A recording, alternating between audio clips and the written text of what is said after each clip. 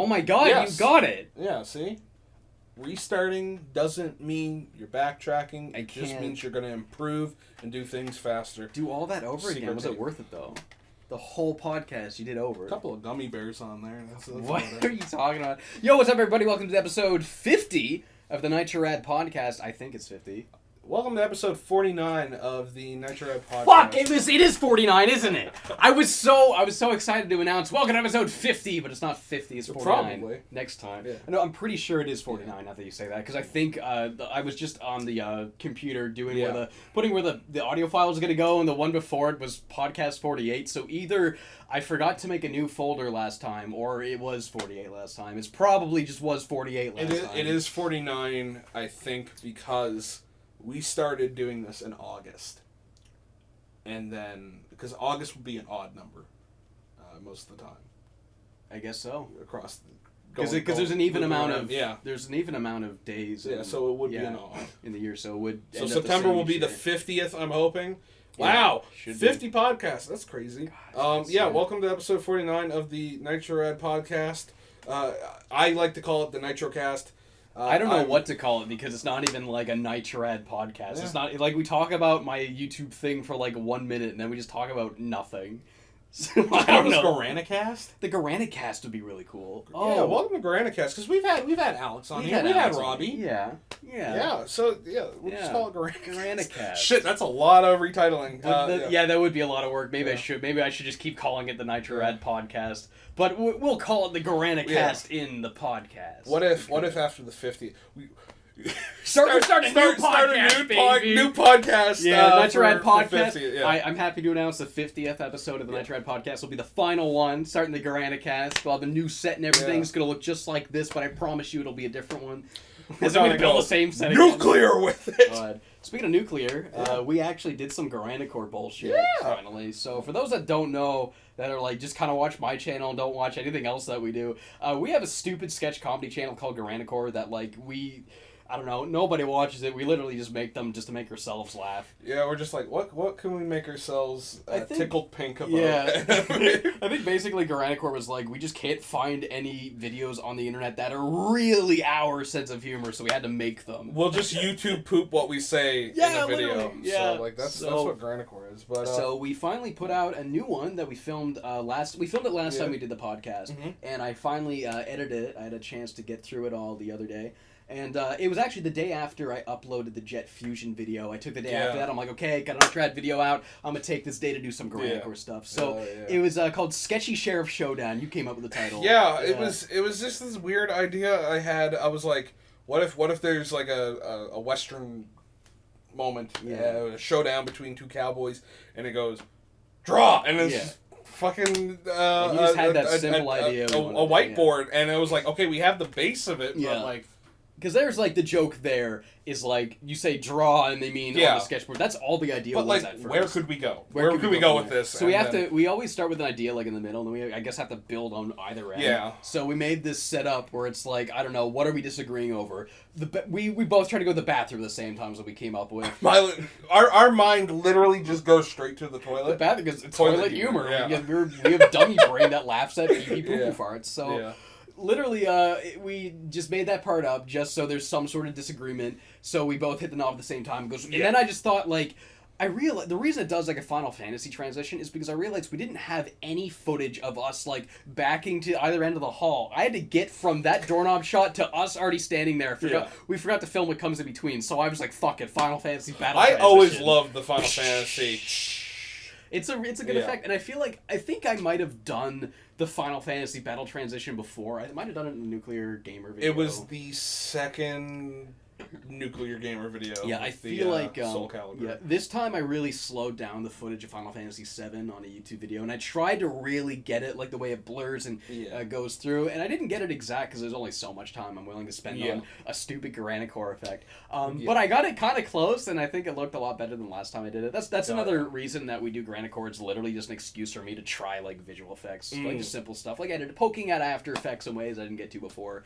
To make that Corey in the House intro was like the ultimate example of that. That was for Nitro Rad though, but God, I love just going through After Effects and just poking at it and just seeing what I can do in that thing. Because learning the basics of After Effects in college. So like, I barely get to do After Effects for Nitro Rad, so that's literally like my only reason to keep doing it. Is just doing Granicore.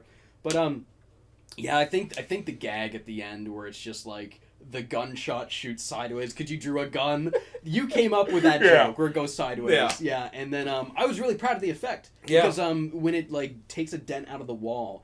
I actually just got a picture of that on Google. I brought it into Photoshop, made the wall match the color, threw it in After Effects, and I made sure to make that a tripod shot just to make it way easier so I didn't have to do any 3D motion tracking.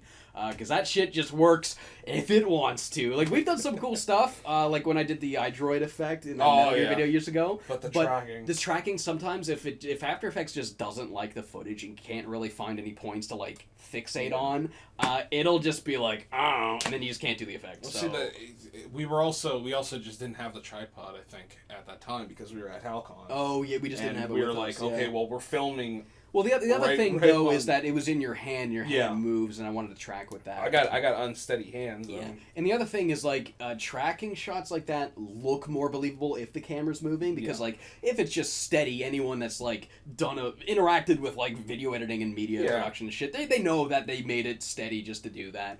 Yeah. So I think it is a little more impressive when it's handheld. Like when we did that Yokai Watch video, Yokai Watch no or just say no. What was it called? It was No Way in Hell. Yeah, something like that. I literally just didn't do a tripod shot when he like comes in on the table just because I knew there's enough clutter on this table that's clear and in focus that it'll be able to grab and do a 3D tracking. So I did that literally just to stick like No Way on the table with 3D tracking. Just because if I stuck him on the table with the tripod and it was a still shot, it just looks like I put a PNG over the footage. But if it's like he's there and the camera moves and he's in the 3D space, it's a lot more believable. Yeah. But this was just a bullet shot and it's just a blank wall. There's nothing this footage is going to be able to grab to figure out where the 3D space was shot. Yeah. I shot that fucker because he ruined my day. And it bounced off, and then then we were just like, "What do I draw?" And I drew you shooting at you.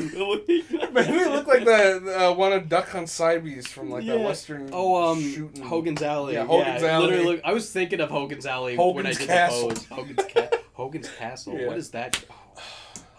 There's a game called something Castle like that. Is there a game called Hogan's Castle? I'm thinking Hogan's Heroes. I'm thinking Milon's Secret Castle on NES. I keep hitting. There's like a hair clip on the. Get out of here! What are you doing? Oh, so that was Granicore. Well, we filmed another Granicore video today. Yes, we did. There's another one on the back burner that's going to take a lot of green screen work, so I poke at it when I can. It's about some scientists, but we won't spoil what that is. And then we filmed another video. Let's just say it's about a Game G. That one's gonna blow up real quick. I think that'll be a good one because there's that kind of ties into the Garana lore a little bit. That's the most fun about doing Granicore is like we have callbacks to videos, but the comment section always interprets it as like a universe. They try to explain the Garana lore. So we kind of go along with the Graniverse, try to plant seeds like, oh, this is a video sequel to that one, and that's like a fun thing to do we've been doing that for a while now. Yeah. Yeah. No, it's crazy. We can't do it as much as we used to, but. Maybe once I get my life a little more organized, I can get a little more access to getting over here quicker. It was also a lot easier just to do when I was always behind the camera because we had you and Alex, but now Alex moved away to Ontario, so it's just us two, and sometimes another friend, but it's usually like I have to set up the camera and be on camera, and that just makes things take 5 times longer as it is. That's one reason, but I'm glad we still do it. Yeah. Because it's like, it is honestly one of my favorite things, just making stupid videos no one's gonna watch but us, like, just with you. That's like the most we're creating memories. Yeah. And that's the other thing is I have so much raw footage because I keep all my raw footage. I have like 2 10 terabyte hard drives just with like hours and hours and hours of all the raw footage we've ever recorded for Granicore. So someday when we're old, we're just gonna go through all the raw footage and just see us clowning around all the outtakes and shit. Yeah. That'll be a fucking wild ride. But Granicore is just the fun thing where friends get together and they make videos. Make some bullshit and maybe some people can laugh. It is mind-blowing to me that people have found that channel and actually like enjoy it. Yeah.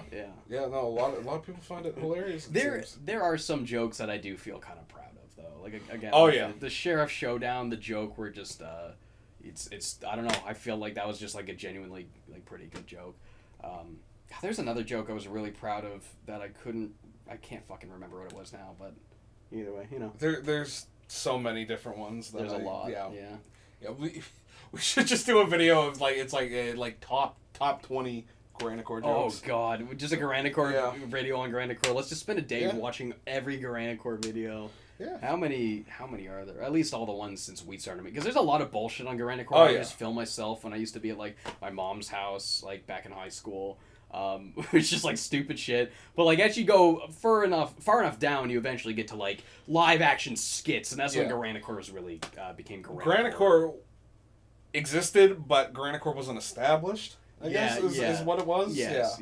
Garanicor didn't have an identity yet. It was just the name of a channel I uploaded bullshit to, and then it just became like the same thing, but the bullshit evolved into sketch comedy. Entity. But what's been going on over in Nitro Rad? Yeah, we just kind of skipped over that. Just went to Garanicor. You went gung ho on. I was like, well, it's because we were just doing that. Yeah, we just wrapped up filming another Garanicor video that I think is going to be pretty funny. But just the ending, I can't say anymore. But the ending is going to crack me the hell up once I edit. It's what we. Yeah. It's a funny edit, so I have to make the edit first before it's funny. Right now, we just have a video of Brady jumping in place in front of a green screen, so it's like nothing yet. You'll see it. It'll make sense once it's out. Hopefully next month or the month after, or whenever the fuck I finally get time to like do something on that. But Nitro Rad, I finally got that Jet Fusion video out. Hell yeah, Jet Fusion. Oh my God. So I ended up doing like a last second thing that I just kind of went, nah. So I had the script all completely done and everything, and I was just like maybe 2 or 3 days away from doing the edit, finishing the edit. And then I could just put out, and then it's just like, wait, I didn't do the nav chip thing. And I remember I mentioned it on the podcast. I have to go back and get all the nav chips. So I started doing that, and I was spending hours and hours and hours just collecting these, and I couldn't find some, and there's some I just actually couldn't find. And it's Jimmy Neutron Jet Fusion. There are no cohesive guides to that, unless it's just like, there is like a collectibles guide, but it's like a 4-hour just long play unedited, and it's like, I'm not.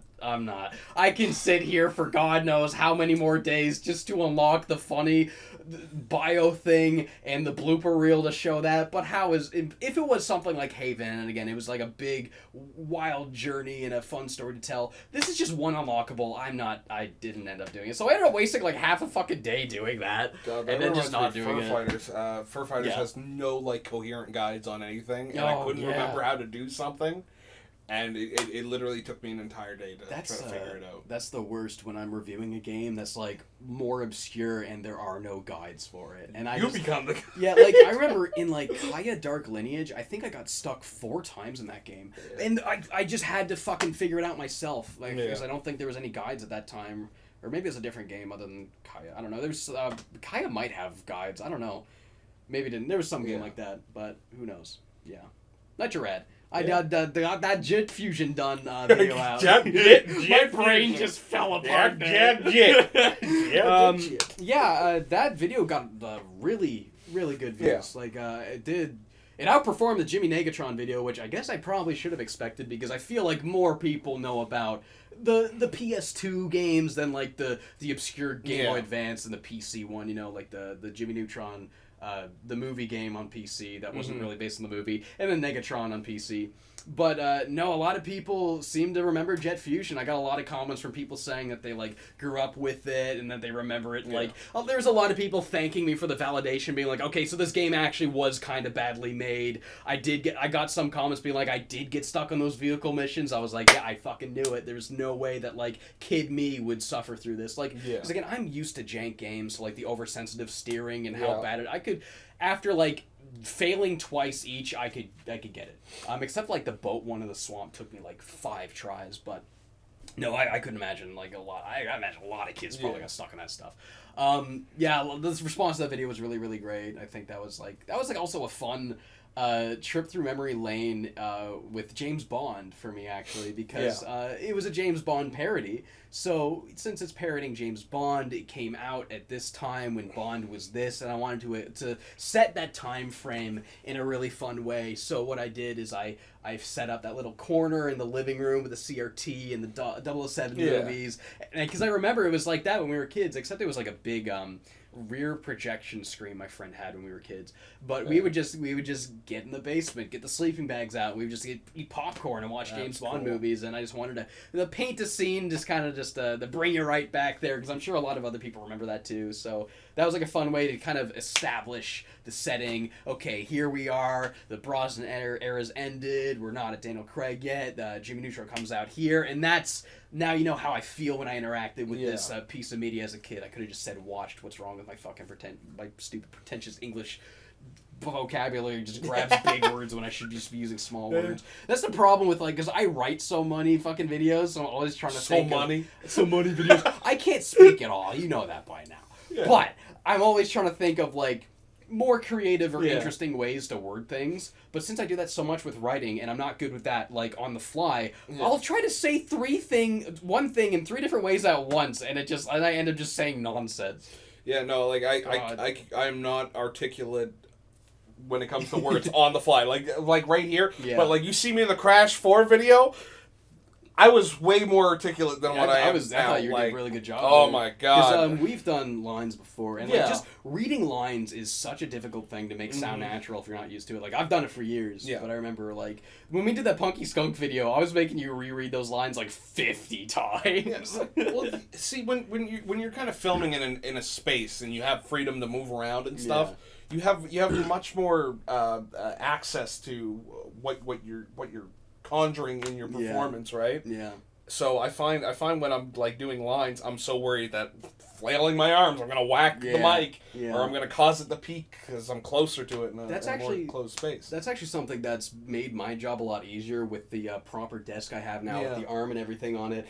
I can move and do the body, because a lot of it comes from the body language. Like, if I'm gonna say, like, and then if you jump up here and you can bounce off. And I'm kind of doing that body language. You never see it, but it really helps me get those lines out of my diaphragm and exciting. And, like, I don't know, the delivery is, like, a lot more exciting when I do that. And, I would bump the mic a lot doing that. But now I can just move my arms and it doesn't matter. It's like, I had, when I first started, I was going to do, like, a podcast with a couple of buddies. Oh, yeah? I had one of those, like, fold out, like, mic stands, like, like a high quality one. Yeah. But it just kept getting in the way, even when I was streaming. It got in the way, getting in the way. But, like, with those arms, I'm just like, I don't need this anymore. Get the fuck out of here. And, like, I'll get frustrated. I'm like, get out of here. I also have my pop filter screwed underneath the desk. Yeah. So I bring the arm over here, and the pop filter comes up, and it's just boom. Where, like, when I was at my parents' house, I had to bring it out of the closet and set all up. See, my pop filter's attached to my arm, so everything's just there. I see. But, I thought it's not a great idea to attach the filter to the arm itself. Well, it weakens it.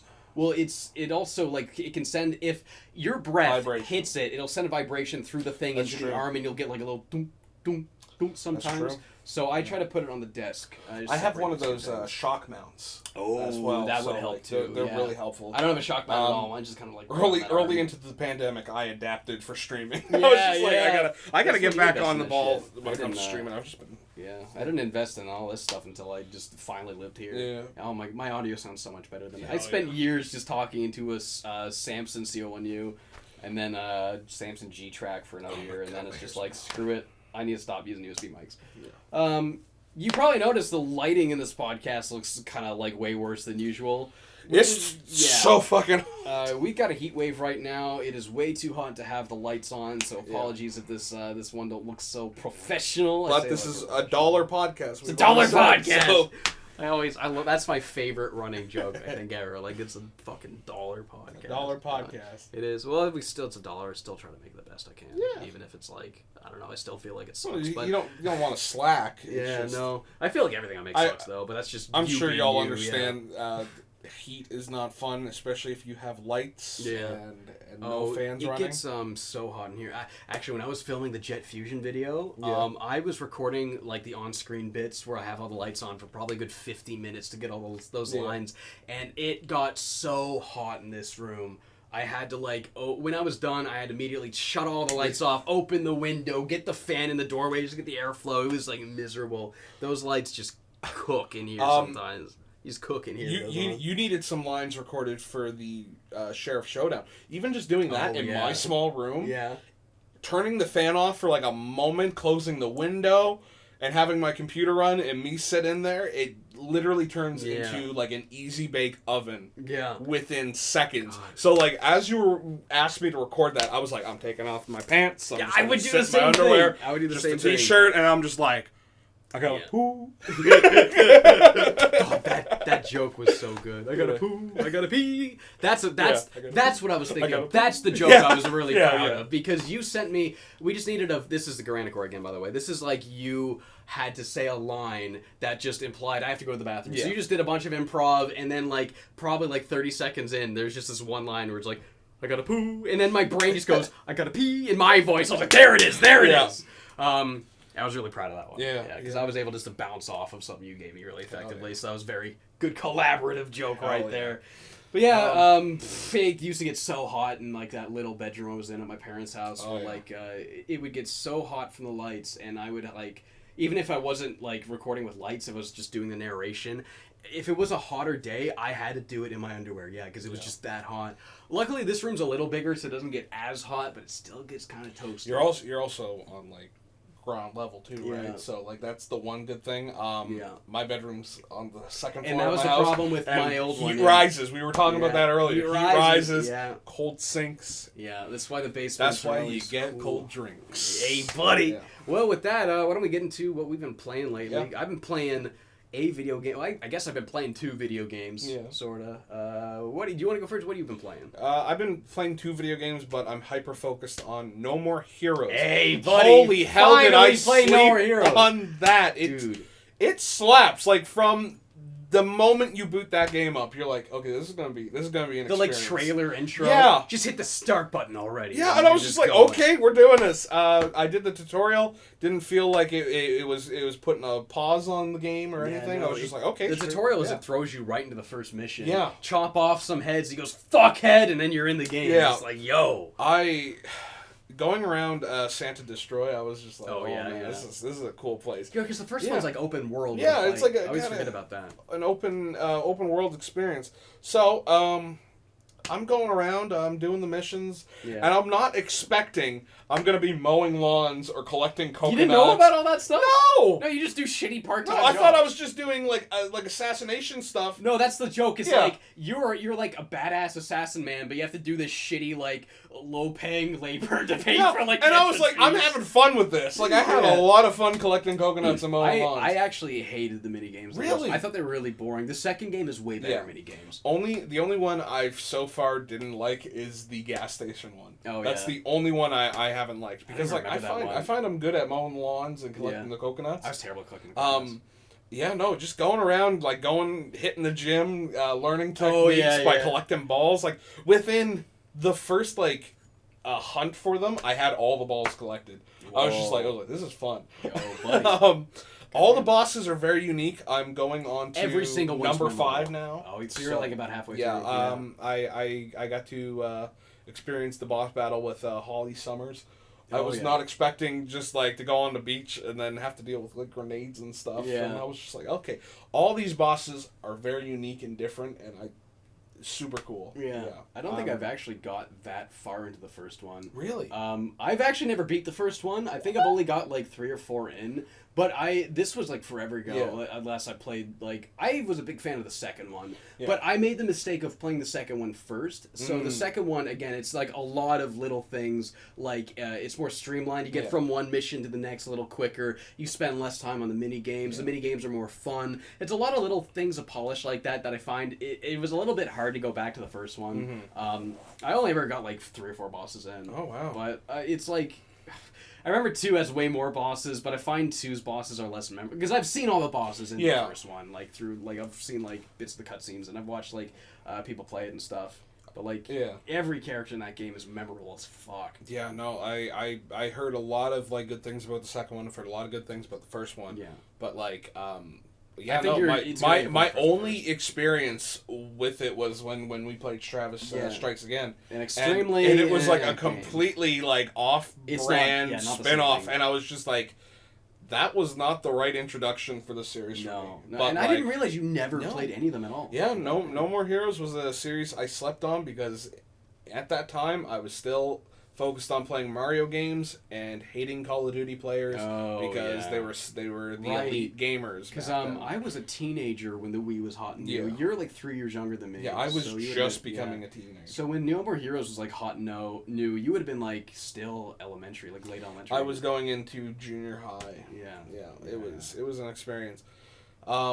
Yeah, no, I'm excited to start the second one. I'm still playing through the first one now, but hopefully by the time the third one comes out, I'll be ready. Because that comes out like this year. That comes out in August. Oh my god. Yeah.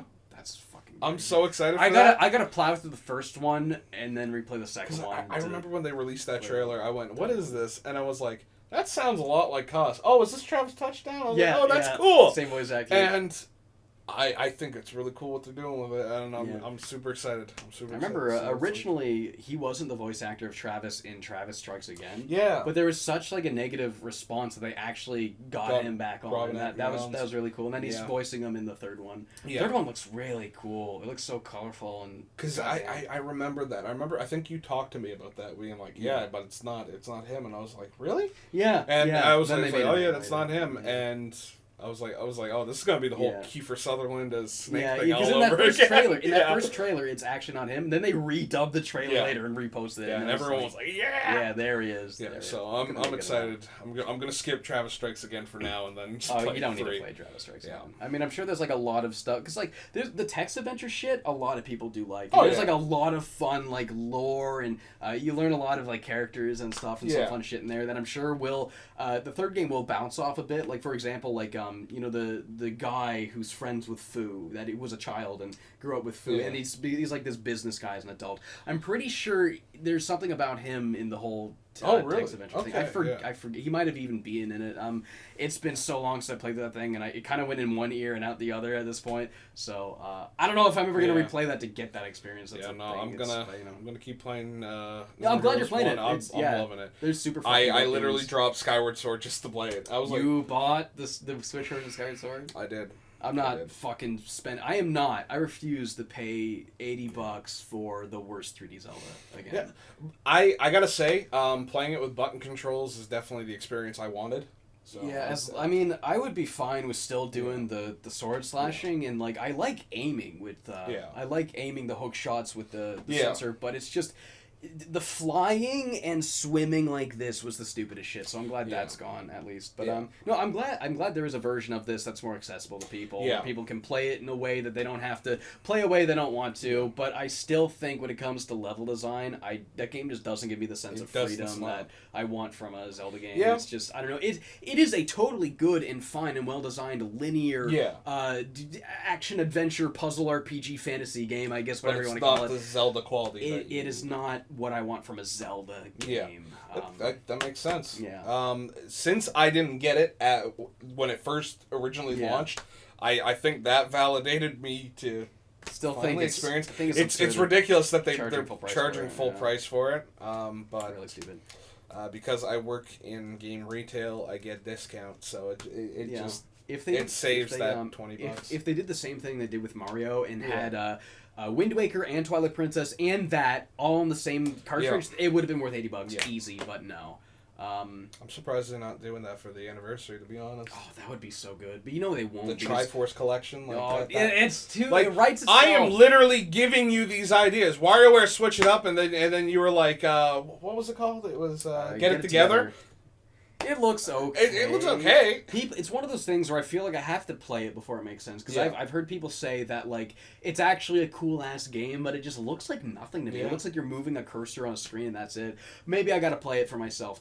I hope they have a demo for that. Because if I play it and it does click, then I'll get it. But I don't think I'm going to get it as it stands. I think they've been really careful with what they're doing with WarioWare ever since Game & Wario. Yeah. Because like they did the demo, I think, for WarioWare Gold, didn't they? I guess did they do it? Yeah, they did do a demo for that. They did a demo for that, and then before they announced Get It Together, they sent out surveys being like, "How would you feel about a WarioWare on Switch?" And people responded to it, and it seemed like it had positive response. I was hoping it'd be more traditional WarioWare because it's I was hoping for more smooth. This isn't what I meant when we said switch it up, you know. Yeah, no. But oh well, I've been playing playing some games. I've been playing the Alice games recently. Hell yeah. So my girlfriend grew up when she was a teenager. She had Alice Madness Revenge or Madness Returns. Madness Revenge. Madness Revenge. But so she wanted to show me that, and I was like, I have that. I've never played it, but I have it. I got it off eBay years ago because it's one of those games that people regularly ask me to review for Halloween. Yeah. And one day I'm sure I will. But my girlfriend was like huge in that game. She's like, we gotta fucking play it. So I threw it in the PS3, and we get to the title screen. She's stoked to play it. I'm excited to finally see what this thing is because like I'm one of those people who like I love surrealism. I love weird shit.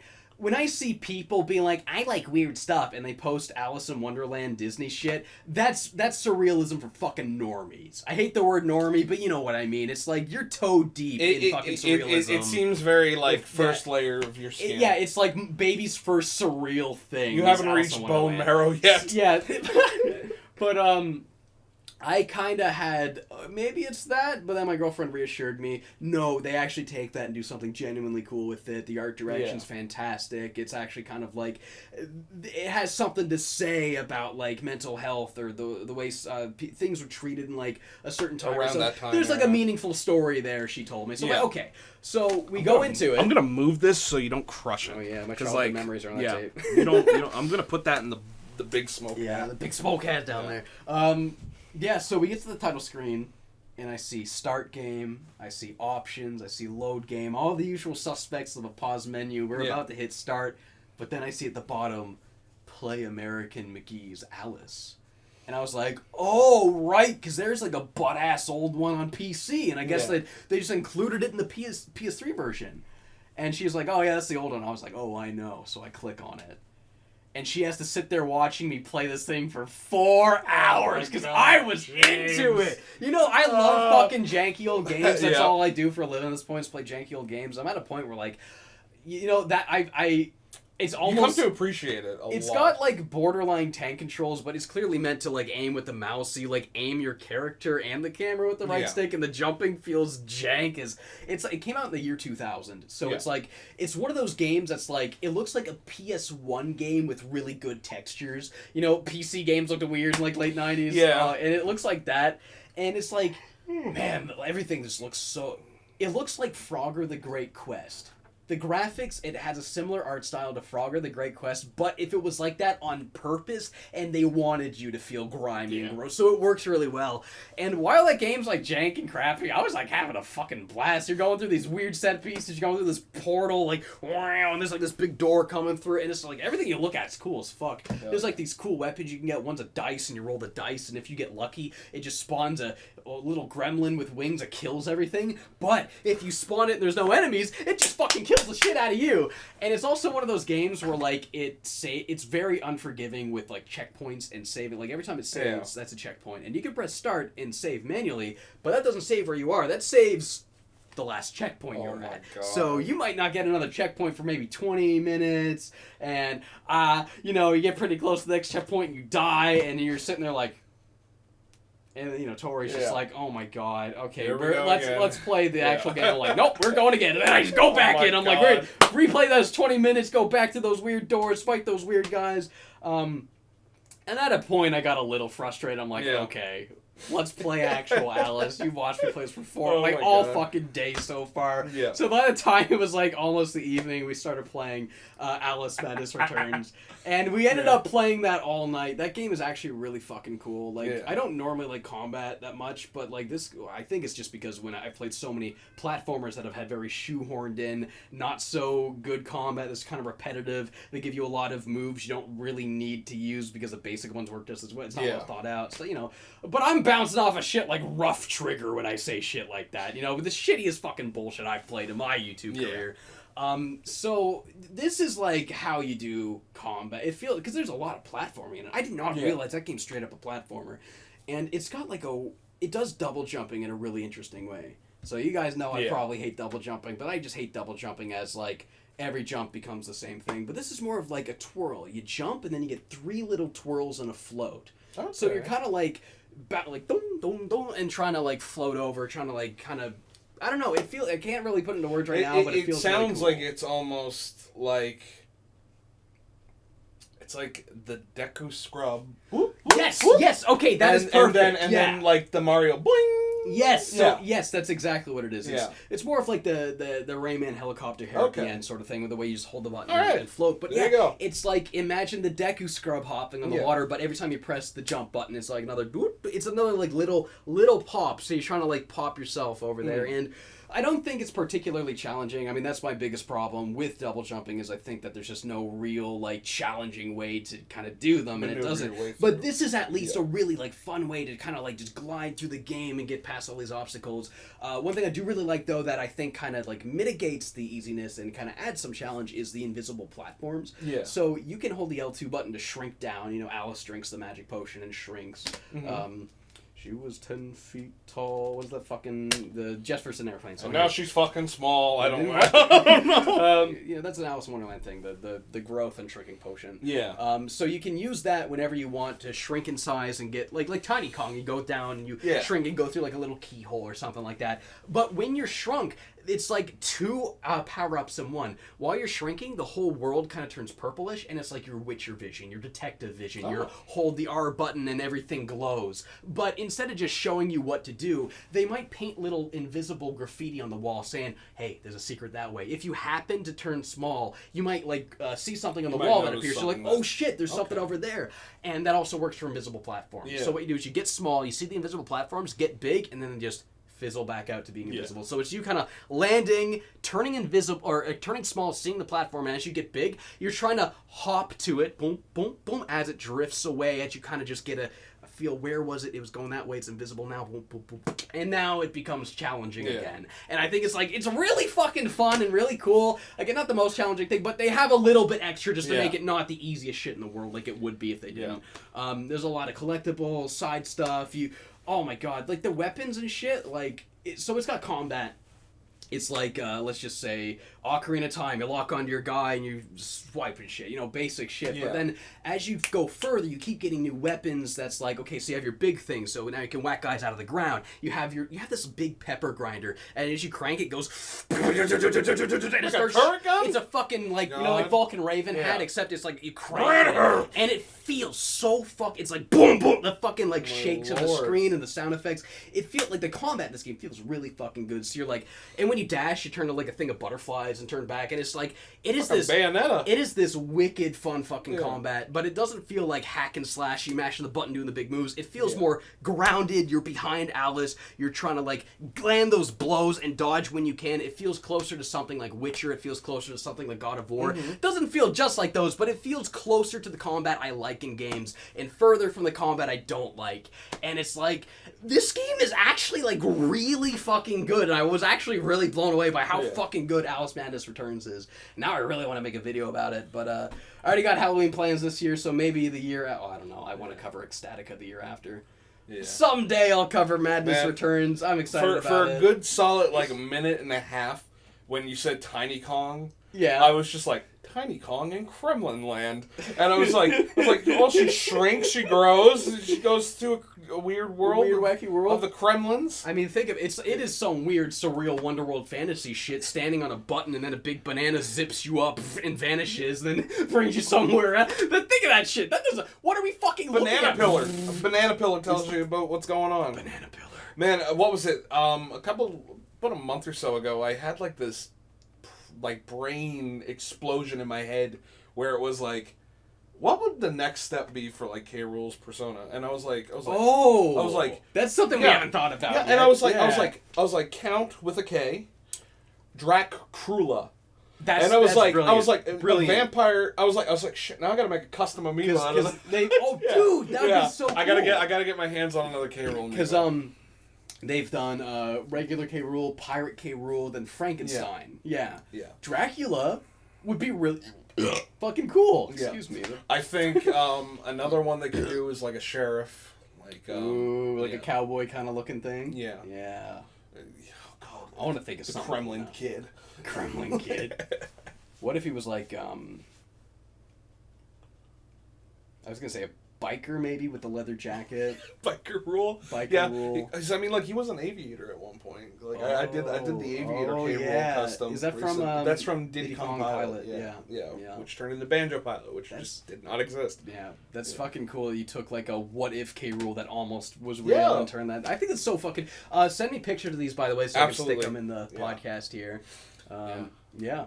So you've been playing Alice. I've been playing No More Heroes. Yeah. What else? The Steam Deck. That's what we were gonna talk about. Yes, that was. At first, I was just like, okay, cool. I knew there was one more. Oh, you're gonna stream because we got streaming service on a portable device. It's just Stadia again. Nope, this is built in, baby. This is a PC on the go. There, and it's like it's a PC too, so you don't necessarily just have to run Steam on it. You got Epic Games. You got Epic Games. You can run emulators and like.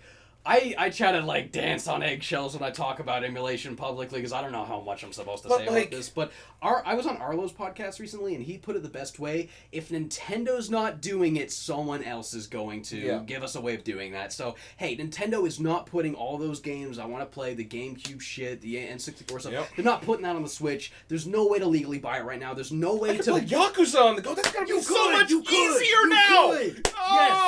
Yeah, exactly, because everybody's got a big ass Steam library. So like, man, Nintendo just comes out with this fucking OLED thing, and then Steam's like, guess what? I was just like, cool, a bigger screen, good for the late adopters. However, I have a second edition Switch that I got, and I don't. Yeah, the OLED screen, it just seemed like a step sideways when it's like, I'm just going to wait for the step forward, you know? I'm not going to spend this money. Because I got my Switch. It's an OG Switch. It's kind of old, and the battery life's not the best, but it's like, you made a Switch large, not even an XL. I'm going to wait for the Switch XL. Yeah. You know, they'll make one of those. Yeah, because people are still waiting for the Pro. God. At this point, they might just make a new They're just going to keep making the screen wider and the Joy-Cons different colors. They really should have made that thing, like, just slightly more powerful. It didn't even have to be, like, a new beast or anything, just, like, the slight extra power. Just, let's get Mario Odyssey from 900p to 1080p. Let's get all these games from 30 FPS. Let's get all these games from, like, 20 FPS to 30 FPS. Let's get stuff that's almost at 60, actually to 60. Let's just get a little bit more. Because, like, so many games run at dynamic resolutions on Switch. They made a wider screen and added things that should have been implemented from the get-go. Yes, LAN adapter should have been already in the dock. Oh, yeah, that's in the dock, too. The space should have been above 32, because let's be honest, 32 gigabytes is not even enough to run Fortnite, to be honest. It's not. I got I think a 64 gigs memory card in there, and that's been so helpful. I wouldn't be able to fit... I couldn't fit shit on that thing before. And, like, 32 gigs is totally fine if you're just playing indie games. So, like, I can stick Hollow Knight on there and Celeste and tons of stuff and bring it with me on a plane, but if I want to play, like, first-party stuff, like Nintendo stuff, or if I want to play something like Fortnite again... Some of them are going to be 16 gigabytes, if I want to play, 20 gigabytes, if I want to play L.A. Noire, I have to have the whole thing taken off. I was going to get the Monster Hunter Stories game, but then I found out it's like 16 gigabytes to download extra content. That's half the thing. And I was like, I can't play this, so no thank you. Yeah. But Steam Deck, you're not going to have that problem. No. They give you a lot more memory. And you can stick in memory sticks as well. Yeah. And it's not some weird, unique memory stick. It's SD card. It's just an SD card. Yeah. That's something I always hated about, like... Sony. I think Xbox is doing that with the Series X. I think you have to plug in, like, a Xbox SSD to expand the memory. Sony did that with their PSP and the Vita, but, like, Nintendo's always had that much, at least, right? Like, just give us SD cards, let me buy my own thing. It doesn't have to be Nintendo brand, and Steam being PC, that PC's always been the most you have control over your experience. So that was pretty obvious. But man, like just think about, I'll be able to play Deus Ex Human Revolution portably. I wonder if we could play Mario Party online with that emulations and stuff. Because if you could get that running, probably, buddy, probably, yeah. Oh my God, the multiplayer Ocarina of Time shit, the multiplayer modded Mario Breath 64, of the Wild. Modded Breath of the Wild. You could probably emulate Switch on that thing. I don't even know if that is Switch emulation's a thing. I've seen people doing Breath of the Wild on it, but I think it might have been. Now. I don't need it anymore. But I think it was Wii U emulation I was saying. I don't know if Switch emulation's a thing, but either way. Oh, Switch emulation is a thing. I'm pretty sure it's in the wood. God damn it. It's in progress. Like they haven't like touched down on it because I've seen Mario Odyssey emulated. Okay. They've modded Luigi into it. Oh, stuff, I have right? seen that actually. Yes, so they must have a thing. Yeah. Well, I thought those mods were running on just modified Switches though. That could also been that. Because I've seen Smash Ultimate mods and they do model packs and I just see that on like modded Switches. I thought it was. I have no idea. I'm not too much into that modding stuff. world's gonna get a whole lot more interesting once that Steam Deck's out and people can just basically make a portable device, play whatever they want. Man, you won't have to haul your big ass computers to your friend's place. To play, because you can plug it into a TV. I'm okay with that. I don't need a TV as long as I got a screen. I can play Sea of Thieves on the go. Oh my god, yeah. Oh my god. And the thing is, I wonder if you can just stick HDMI into it and into a monitor and just use the controller off the monitor. Wouldn't that be handy? That would be smart. Like as soon as I found out I'm gonna be able to play Sonic Adventure 2 and Metal Gear Solid 5. That includes Ground Zeroes, Phantom Pain, with mods, Metal Gear Rising 2. Oh my god! It's just like it's just think of all this stuff portably that Nintendo's not making an effort to do. Steam Deck's going to pick that up. I don't think it's ever going to be a complete replacement for my Switch. I'm always going to love my Switch. But it's definitely going to be that fill-in when Nintendo's not doing. Will it have built-in gyro? That would be very smart of them. That'll be a make or break kind of thing because again, like I cannot play shooters or anything where you got to aim unless I'm aiming with the gyro. If I'm on Switch and I'm playing portably, when I pop out that bow in Breath of the Wild, let me do that. Let me do that. I am so much more accurate whenever I do that.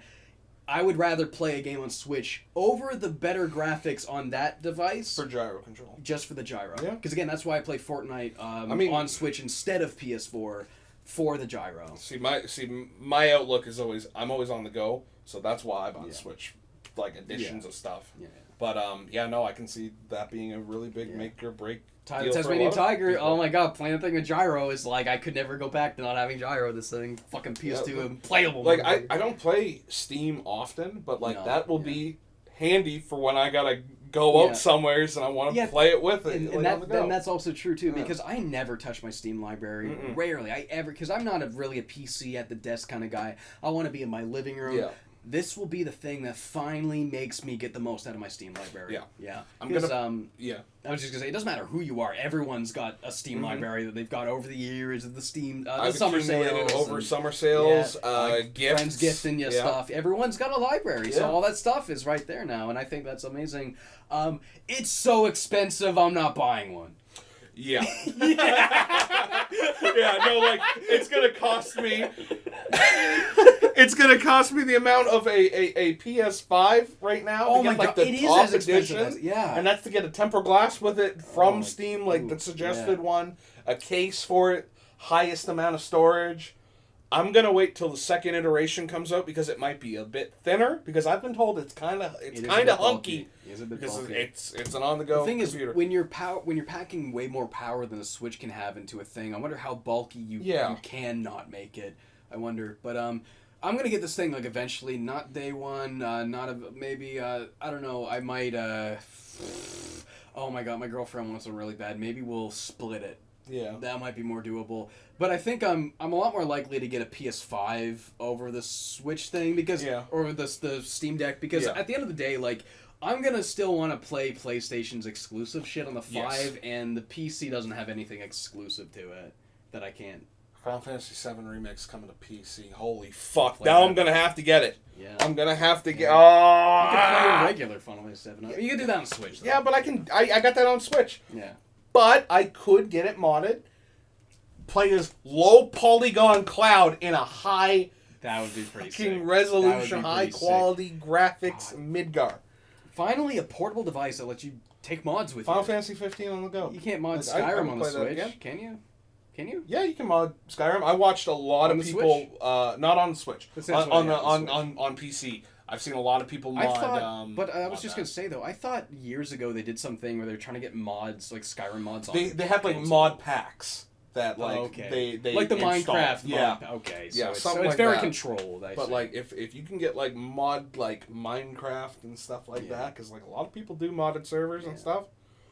Whoo, buddy, that's gonna be cool. I would just love to be able to play stuff like Sonic Adventure 2 and like Voodoo Vince. Like a lot of platformers are on Steam that are portable now, and like Killer 7 you could play portable.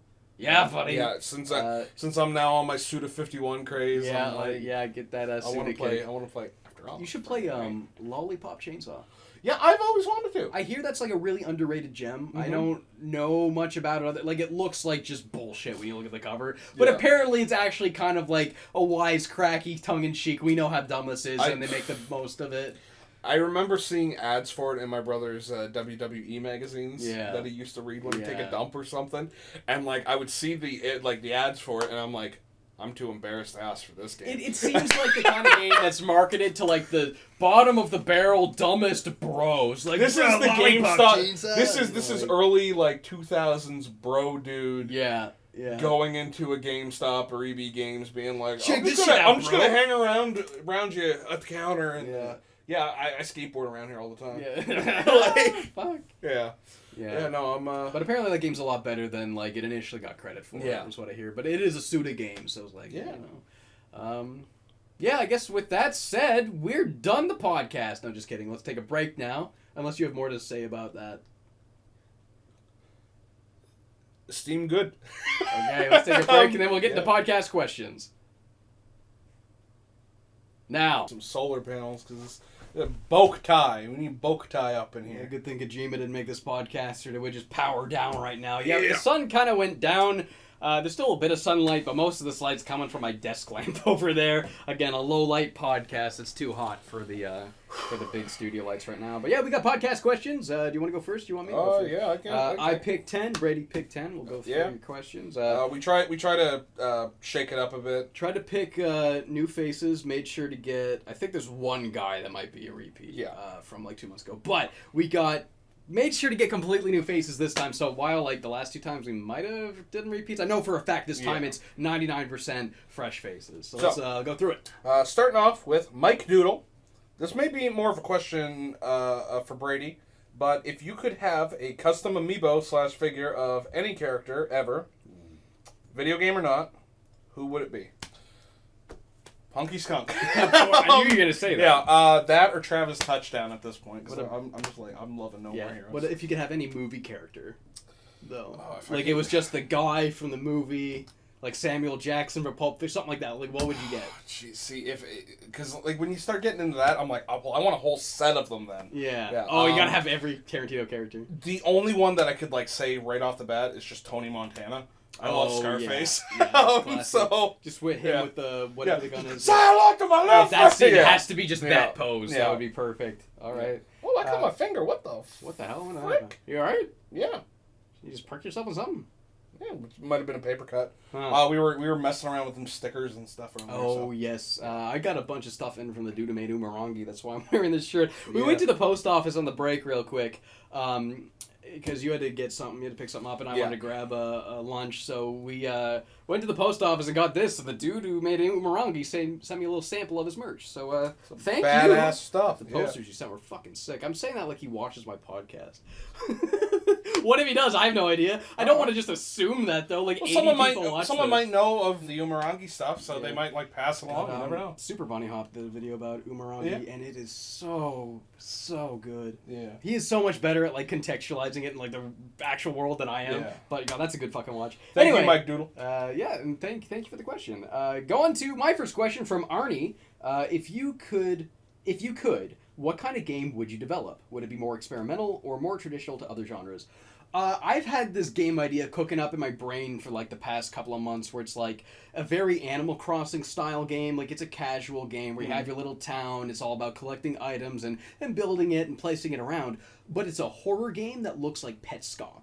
Like a PS1 kind of creepy art style. Everything's really dark, but it's like got really weird, surreal, Japanesey, quirky kind of PS1 era looking art style characters. Yeah. And you like leave the town and go around in the open world, and then there's like survival horror combat where it's like kind of maybe really shitty combat that's like kind of unwieldy, but you can hit a guy, but it's probably better just to run away. But if you can kill the rare enemies, you'll get a rare drop, and you can bring it back to your town. And the whole point of building the town is actually like each item is like a different device that can like it's a different scare.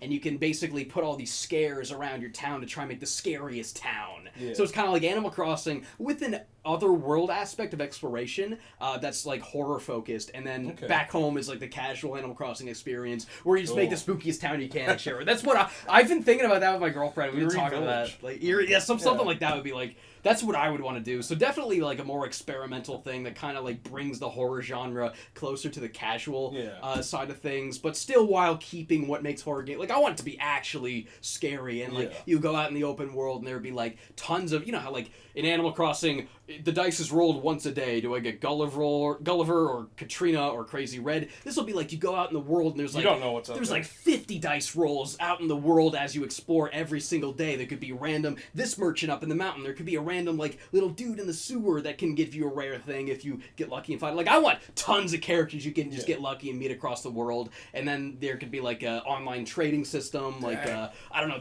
That's what I would do. Something like that. Yeah. That's cool. I like, this is very narcissistic, but I would like a Garanicor style game. Oh yeah. Like, what does that mean? Well, I mean, like, see, I would be like a more traditional like 2D platform like Donkey Kong, like Crash Bandicoot-esque stuff. Yeah. Maybe you'd be like Rayman or something. Oh yeah. Like we just have different movesets for each character, Would but you like the, different level styles. The digitized sprites. Yeah. Where it's like pictures of us, like Mortal Kombat. Yeah. That'd be cool. Or like the Donkey Kong renders. Yeah. Just like Yeah, I would love that. So, like, kind of similar, like the art style that Kevin did for the explanation of the Crash Bandicoot 4 moveset. That would stuff be really like that. cool. Like, that's cool. Little hand-drawn I love those hand-drawn Brady's that he did. Yeah. James were cool, too. So, next question we got from Hamunaga. I hope I said that right. I'm terrible at saying names. Hi, you two. What's your favorite breakfast? Have a great day. My favorite breakfast is like, oh god, y'all know me, strawberry banana smoothie. That's my go-to for breakfast. Nice. That or just like egg and hash brown breakfast sandwiches. Just make a hash brown, make an egg. That's a pretty solid. It's pretty simple. Takes like 10 minutes to make in the frying pan. I like, of course, like I like bacon, but like I would probably go with like something like you would do, like a breakfast sandwich, maybe a smoothie. Yeah, it's pretty good. Yeah, that's just good. Thank you. Your question. My next question comes from Banshee Neat. Hey James and Brady, hope you're doing good. What are some weird things that you believed were true as a child? For example, when I was really little, I was one of those kids who thought teachers lived in the school. I remember kids thought that. I know.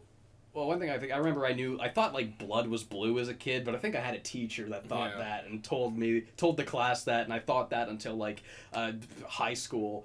But when I was like a stupid thing, like why would that be real? When I was like a really young kid, I remember like playing games and assuming all of like the enemies and AI controlled characters. I would just assume that was like the people at the Nintendo company just playing online. Yeah, like it was them. Or, like the internet was somehow. But you know, I'm like 6 or 7, so I'm not really considering whether it's online or it's like. Well, that's why they were so good beating you all the time. Yeah, right? like who at Nintendo was beating me in Mario Kart? But they're all CPUs, Kind of like the Truman Show. I literally thought that we were like a TV show being watched by someone else because we were watching TV.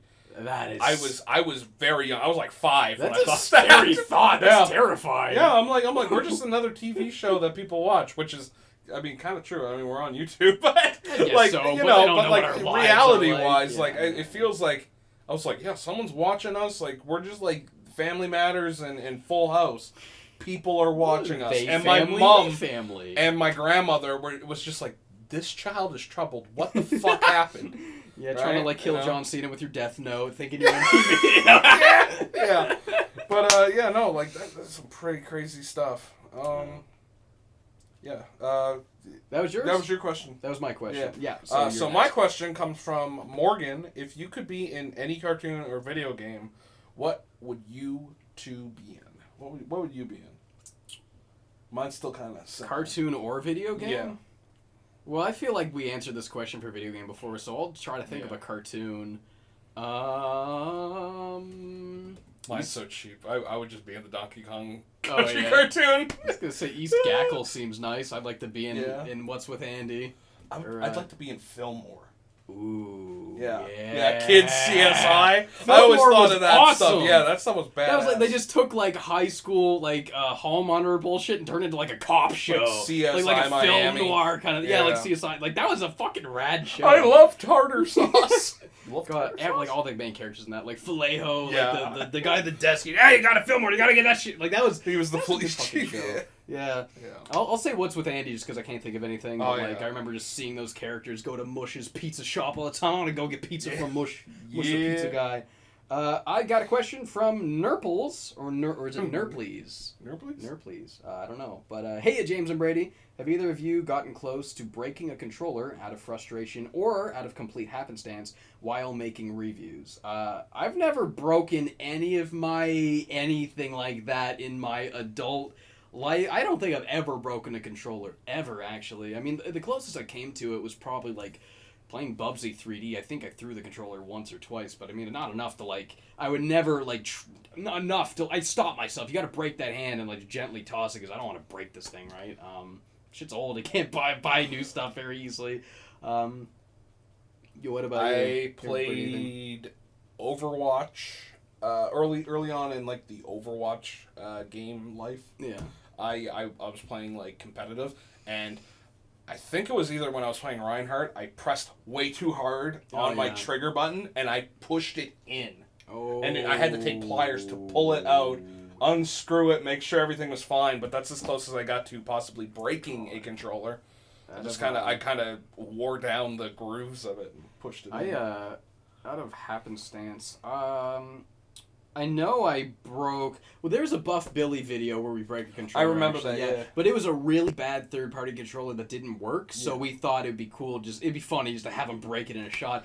But out of, like, happenstance, the only time I've broken a video game thing was I accidentally broke my Dreamcast when I was a teenager, taking it apart. Because that was when I was getting into, I'm going to take apart all my consoles and see the insides and put them back together. But you got to make sure you put the screws back in the screws you got them from, because I put a long screw in a hole a short screw is supposed to go to. Tore up went right in the motherboard and just put a nice little dent in it, and then it wouldn't boot up anymore. Then I had to get a new Dreamcast.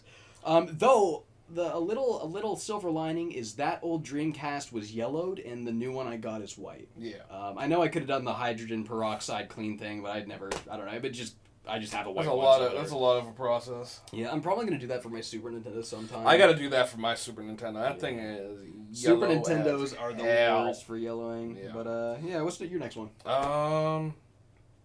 I thought that was my question. No, that was your question. My bad. So we have the memory of a goldfish. We can't remember 2 minutes ago. Yeah, no, so bad. That is a question from Rise M. What's your least favorite thing about being in Nova Scotia? Well, the weather, for one thing. I was going to say I hate the weather in Nova Scotia. Heat waves, mugginess. We get a lot of heat waves, a lot of humidity, and a lot of rain. It's like I don't want to say we rarely have nice days, but I feel like sometimes, in some times of the year, they can be few and far between. Extents. Yeah, we'll have just bad weather for like a week and a half straight, especially with me and my girlfriend like going kayaking these days, and it's like we never get a day where it's nice and she's off and we can just go kayaking all day. We've only got 2 days so far this year. I'd like to say that we, for a favorite thing, we have like a nice outdoorsy aspect. Like we have access to a lot of beaches.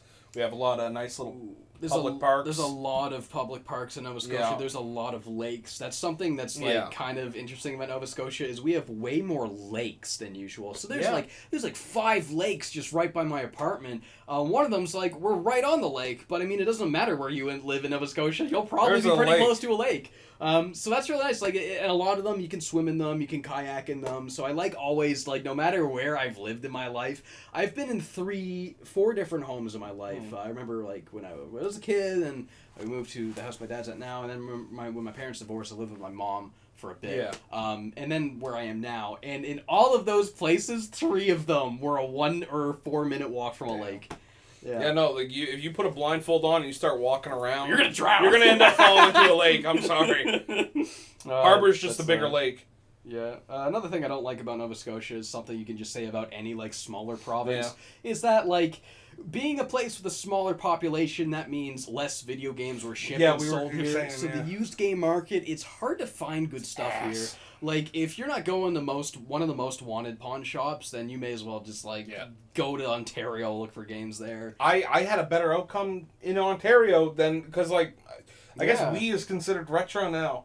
Like, for some people. It is. And, like, I was able to get Nights and Dreams, Super Paper Mario, Mario Galaxy. Yeah. $15. All good prices. And, like, it costs, like, an arm and a leg to get anything at all. Like, the chances of finding stuff. Because, it's ass. I felt like the market was so small, so it only took a couple of years for the scalpers to kind of scoop it all up and really ruin things for everybody. Yeah, and they only use it for trading for more valuable stuff. Yeah, they care about the value of it, and I hate people that are, like, into game stuff, but because of the financial value of each game, like, I own this game because it's worth this much. It's like, I don't give a shit about that. It's more so stocks than enjoyment. Like LSD Dream Emulator was a game that cost me $400, and it's like, it's worth over $1,000 now. It's the rarest thing I own, but I'm not proud of owning it because it's really expensive. I'm proud of owning it because it means that to me. That's one of my most, like, important high school experiences, with playing a thing with my friends and just poking at it and, like, figuring out what this weird thing is, and I own it now and I don't care.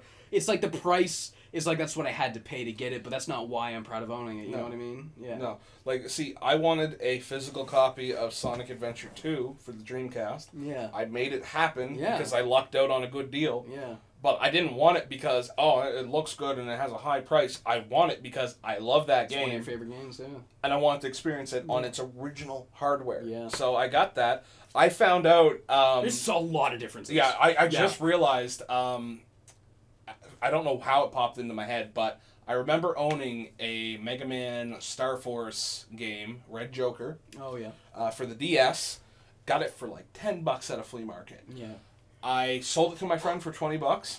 That game is now sitting at probably $100 to $200 or so. Jesus. Probably more, depending on it. Because, like, I had, like, complete in box. Yeah. And, like, I'm kicking myself because I was like, oh, I could have... Because, like, I now have that mindset of, like, I could have put that towards something else. Yeah. But, like, I don't like that. I don't like having that mindset. I just hate things increasing in value and people wanting to take advantage of that. So, like, I'll actually, like, even if it's a drop in the bucket, I will sometimes contribute to deliberately screwing myself over to lower the value of something. Yeah. You know what I've started doing with Steam trading cards? What? I sell them all for as little as it'll let me, just so the price of them will all go down, just to fuck with the market. It's probably not going to do anything, but if I think everybody, like, if you don't give a shit about Steam, you get these Steam trading cards. I don't need $2 to spend on something. I don't care that much. I have a job. I can pay the full $10 if I really care for this game. But all these trading cards, I sell them for 3 cents each. So you get 1 cent, and they pay. They don't do anything. No, they don't. I don't care. It's just boasting and I don't care. Cryptocurrency. I don't care about the 2 extra bucks I could be getting. Just put 5 cents in my account for the sake of just fucking fuck you. I don't care. See, but 1 cent, 1 cent. I worked in retail at one point. I still work in retail, but like at one point we had these promo items for Mario 3D World. Yeah, they were gold coins. People were putting them online from $50 to $150, and I'm like, I have a few of these at home because like. We've gotten to a point where we have to give them away. Yeah.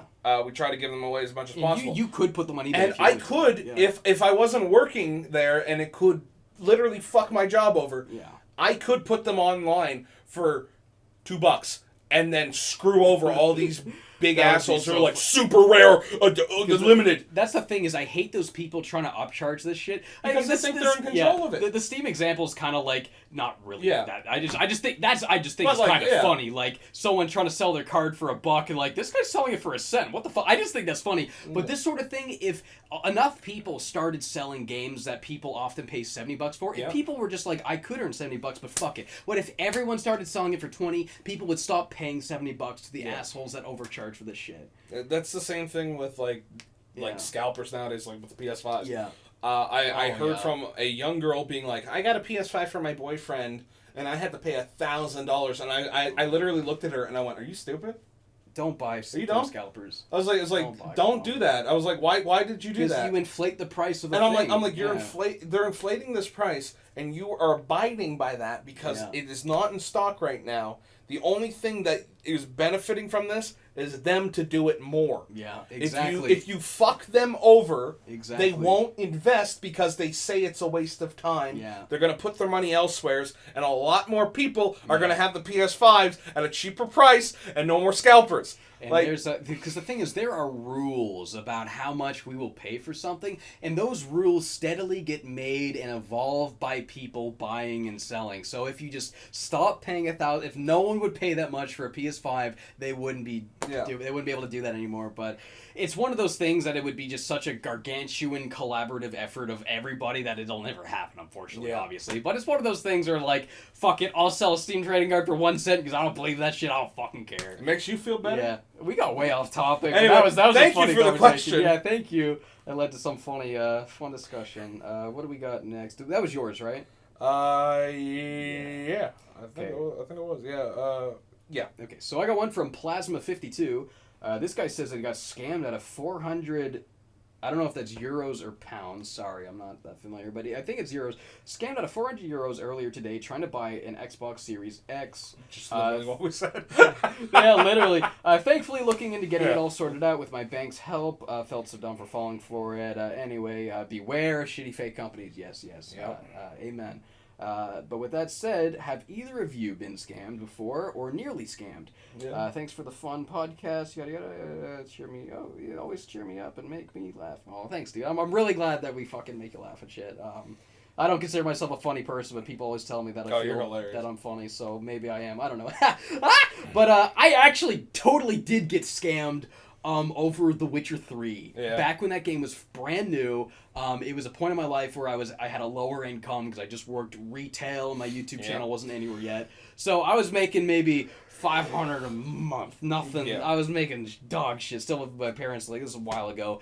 When did Witcher 3 come out? Same year as Metal Gear 5, so 2015. Yeah. So it was early to mid 2015, and I really wanted to play The Witcher 3, but I didn't want to pay full price for it. So I'm going on eBay, trying to see if I can find some cheaper copies. You type in Witcher 3 PS4, click sort by lowest price first. Yeah. And I found this guy selling it for $20. It just said digital edition, $20. And I was like, bro, sure, yeah. Okay. The game is $79.99 Canadian right now. That's 90-something bucks after tax in Nova Scotia.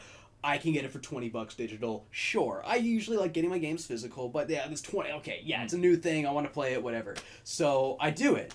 And the guy doesn't send me a download code. No, then he sends me the login information to another PSN account. And I go, that's weird. To rent it. Almost. Well, that's what it ended up being, but we'll get to that. But it said I was buying the game. It said he was selling me the game. But when I bought it and paid for it, he gave me a link to log into a PlayStation account. So I log into the account, kind of skeptical. What's going on here? He says you can change the password. The account's yours. I changed the password to something only I know. Just to be safe, I didn't change it to a password I use. I just made it a password, whatever. I don't know if they would have any way of getting that. But you can never be too careful. I don't fucking know. But, so, I download Witcher 3. It installs. I can play it. It's all fine. And I play it for another month. Another month goes by, I still have it, and it's like 3 months go by, and I'm just playing Witcher, and it's like, yeah, it's all normal. So after 3 months of playing Witcher on and off, going between that and whatever else was out at the time, I was probably like 40 hours in, 40 hours into Witcher 3. You know, massive game. I was enjoying this thing for a long time. And suddenly, I log in after I haven't played it in a long time, probably a month. After a month of not playing it, let's say, I go back on, I click the Witcher 3 icon, and it says, you do not have the license to boot the software. And I go, that's weird. I try logging into the account. I'm locked out. I can't log into it. The password's changed, and so has the email. So what the guy must be doing is making PlayStation accounts, buying one game, selling it to somebody, giving them the account. And then since they have like the personal information probably on the phone line, they can probably call and hijack the account back even if you do change the password. Yeah. So I lost access to The Witcher 3. So I was like, fuck. Well, it's on sale at Walmart for $39.99 right now. Yeah. I'm going to go buy the physical copy. I wanted that anyway. And I kind of told myself, it balances out to slightly less than full price anyway. Yeah. Whatever, it's fine.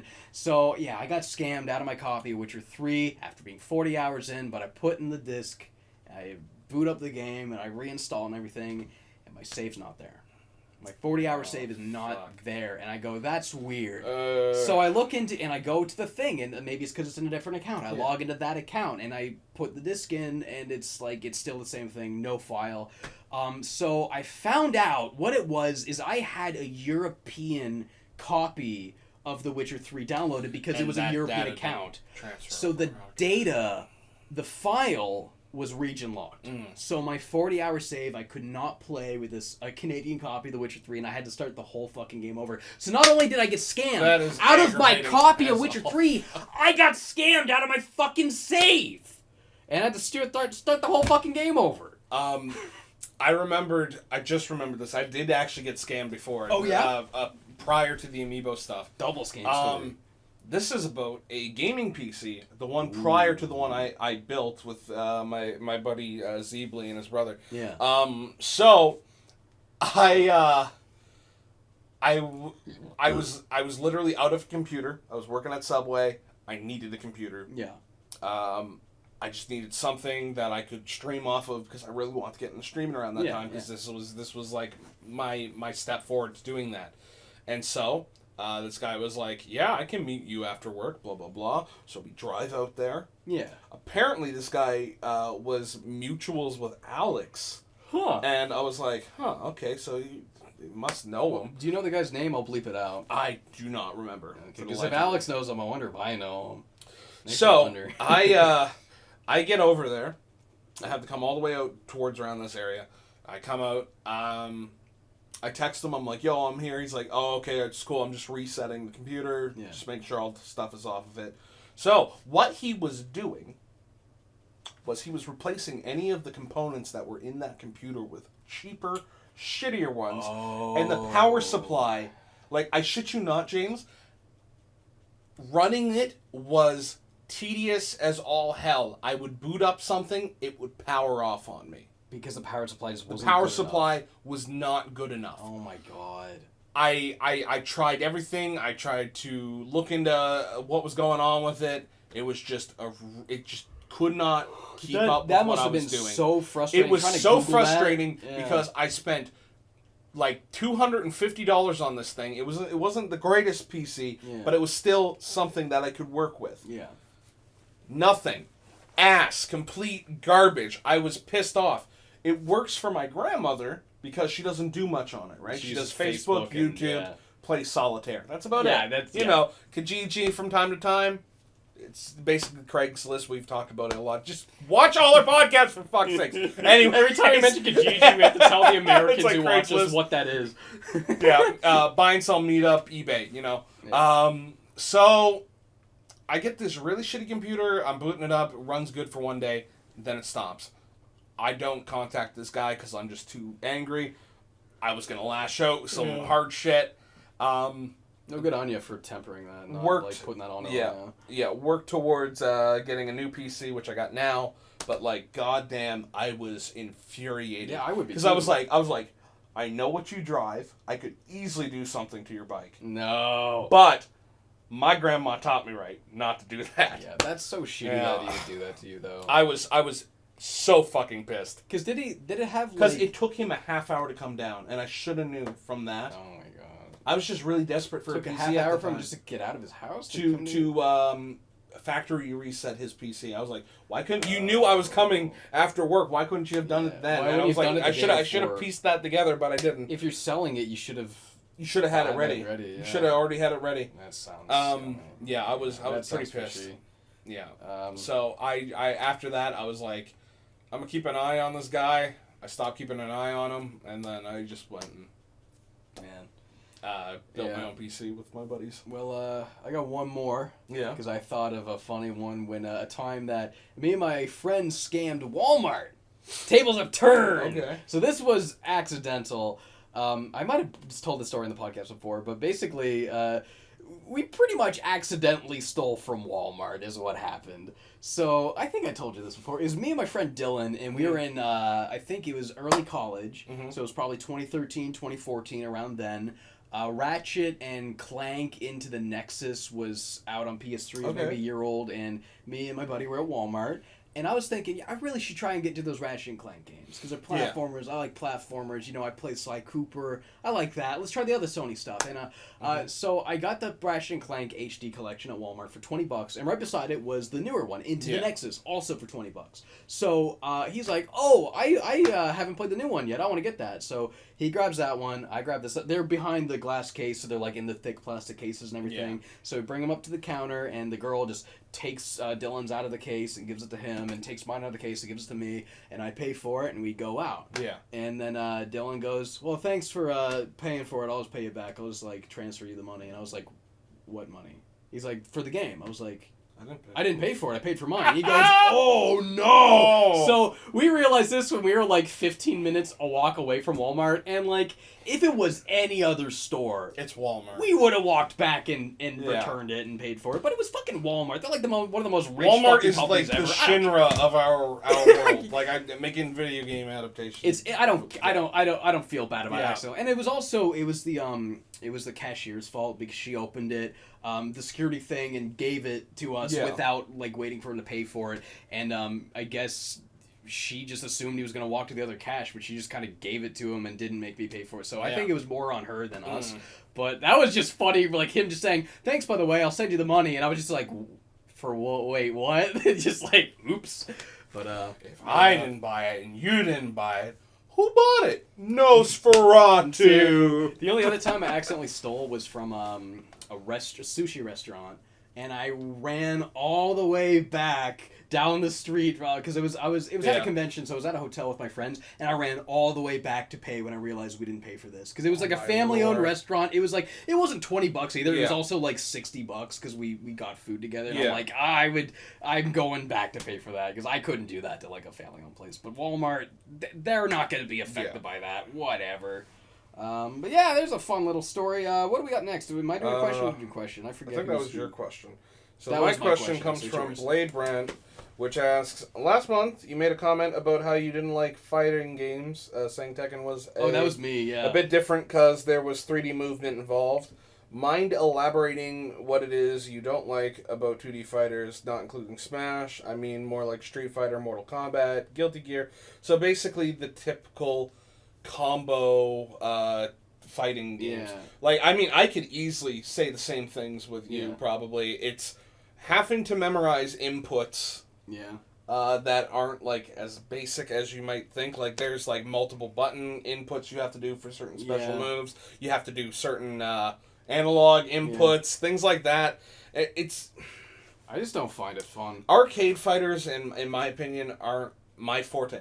I can easily tell you that it's because of the button configuration and all that stuff. It's just they don't you just don't like the way it plays. I guess. I don't either. I can't adapt to it as good. I think the only one I could adapt to was the Persona Fighter and the Dragon Ball Fighter Z, and that is at a very basic beginner level. Yeah. I cannot keep up with half of the people that I fight against. There's a few people I can, but I'm not pulling off half the stuff you see at Evo and stuff like that. It's crazy what people can do with that. I think fighting games is such such a, how do I put this? It's like chess. It's very there's a lot of thought going into it.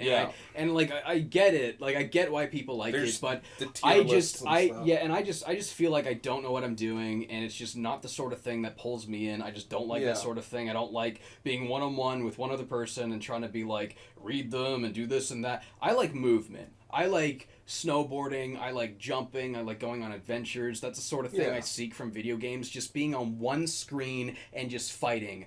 That's not enough for me. I don't really enjoy that. I like the adventure, I like the movement, I like flinging myself around. To me, I like games where it's input.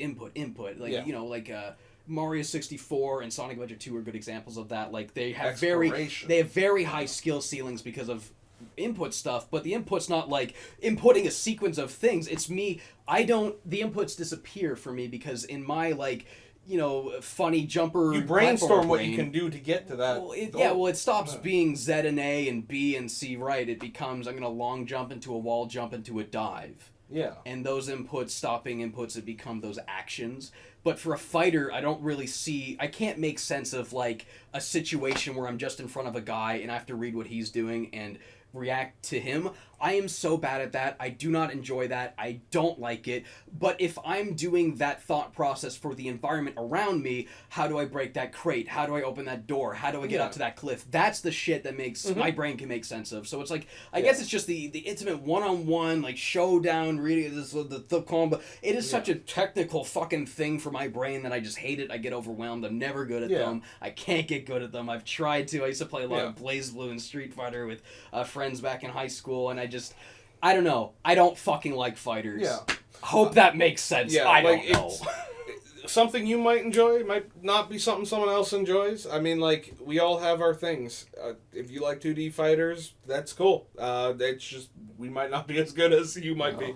And again, like Tekken, maybe Tekken being 3D and me being warmer to that, and games like Bushido Blade is maybe it's because of the movement. Because like in Tekken, you could jump, in Bushido Blade, you're like swinging, and I feel like that makes more sense to me. Tekken games feel like there's a more easier way to evade moves. Yeah, well, maybe not easier, but there's more like movement. Yeah. Not in it. Well, I guess it is all move. I don't really know how to put it into words, but hopefully you know what I mean. It's not the word movement, but it's, I don't know. An easier adaptation of what a fight is. I'm not very good at this, but like I like this. Yeah. If that makes sense. I don't know. Yeah, you like 3D movement. I need to sit in a script for fucking 5 days straight to get this to make sense. But I mean, like, I'm not doing that.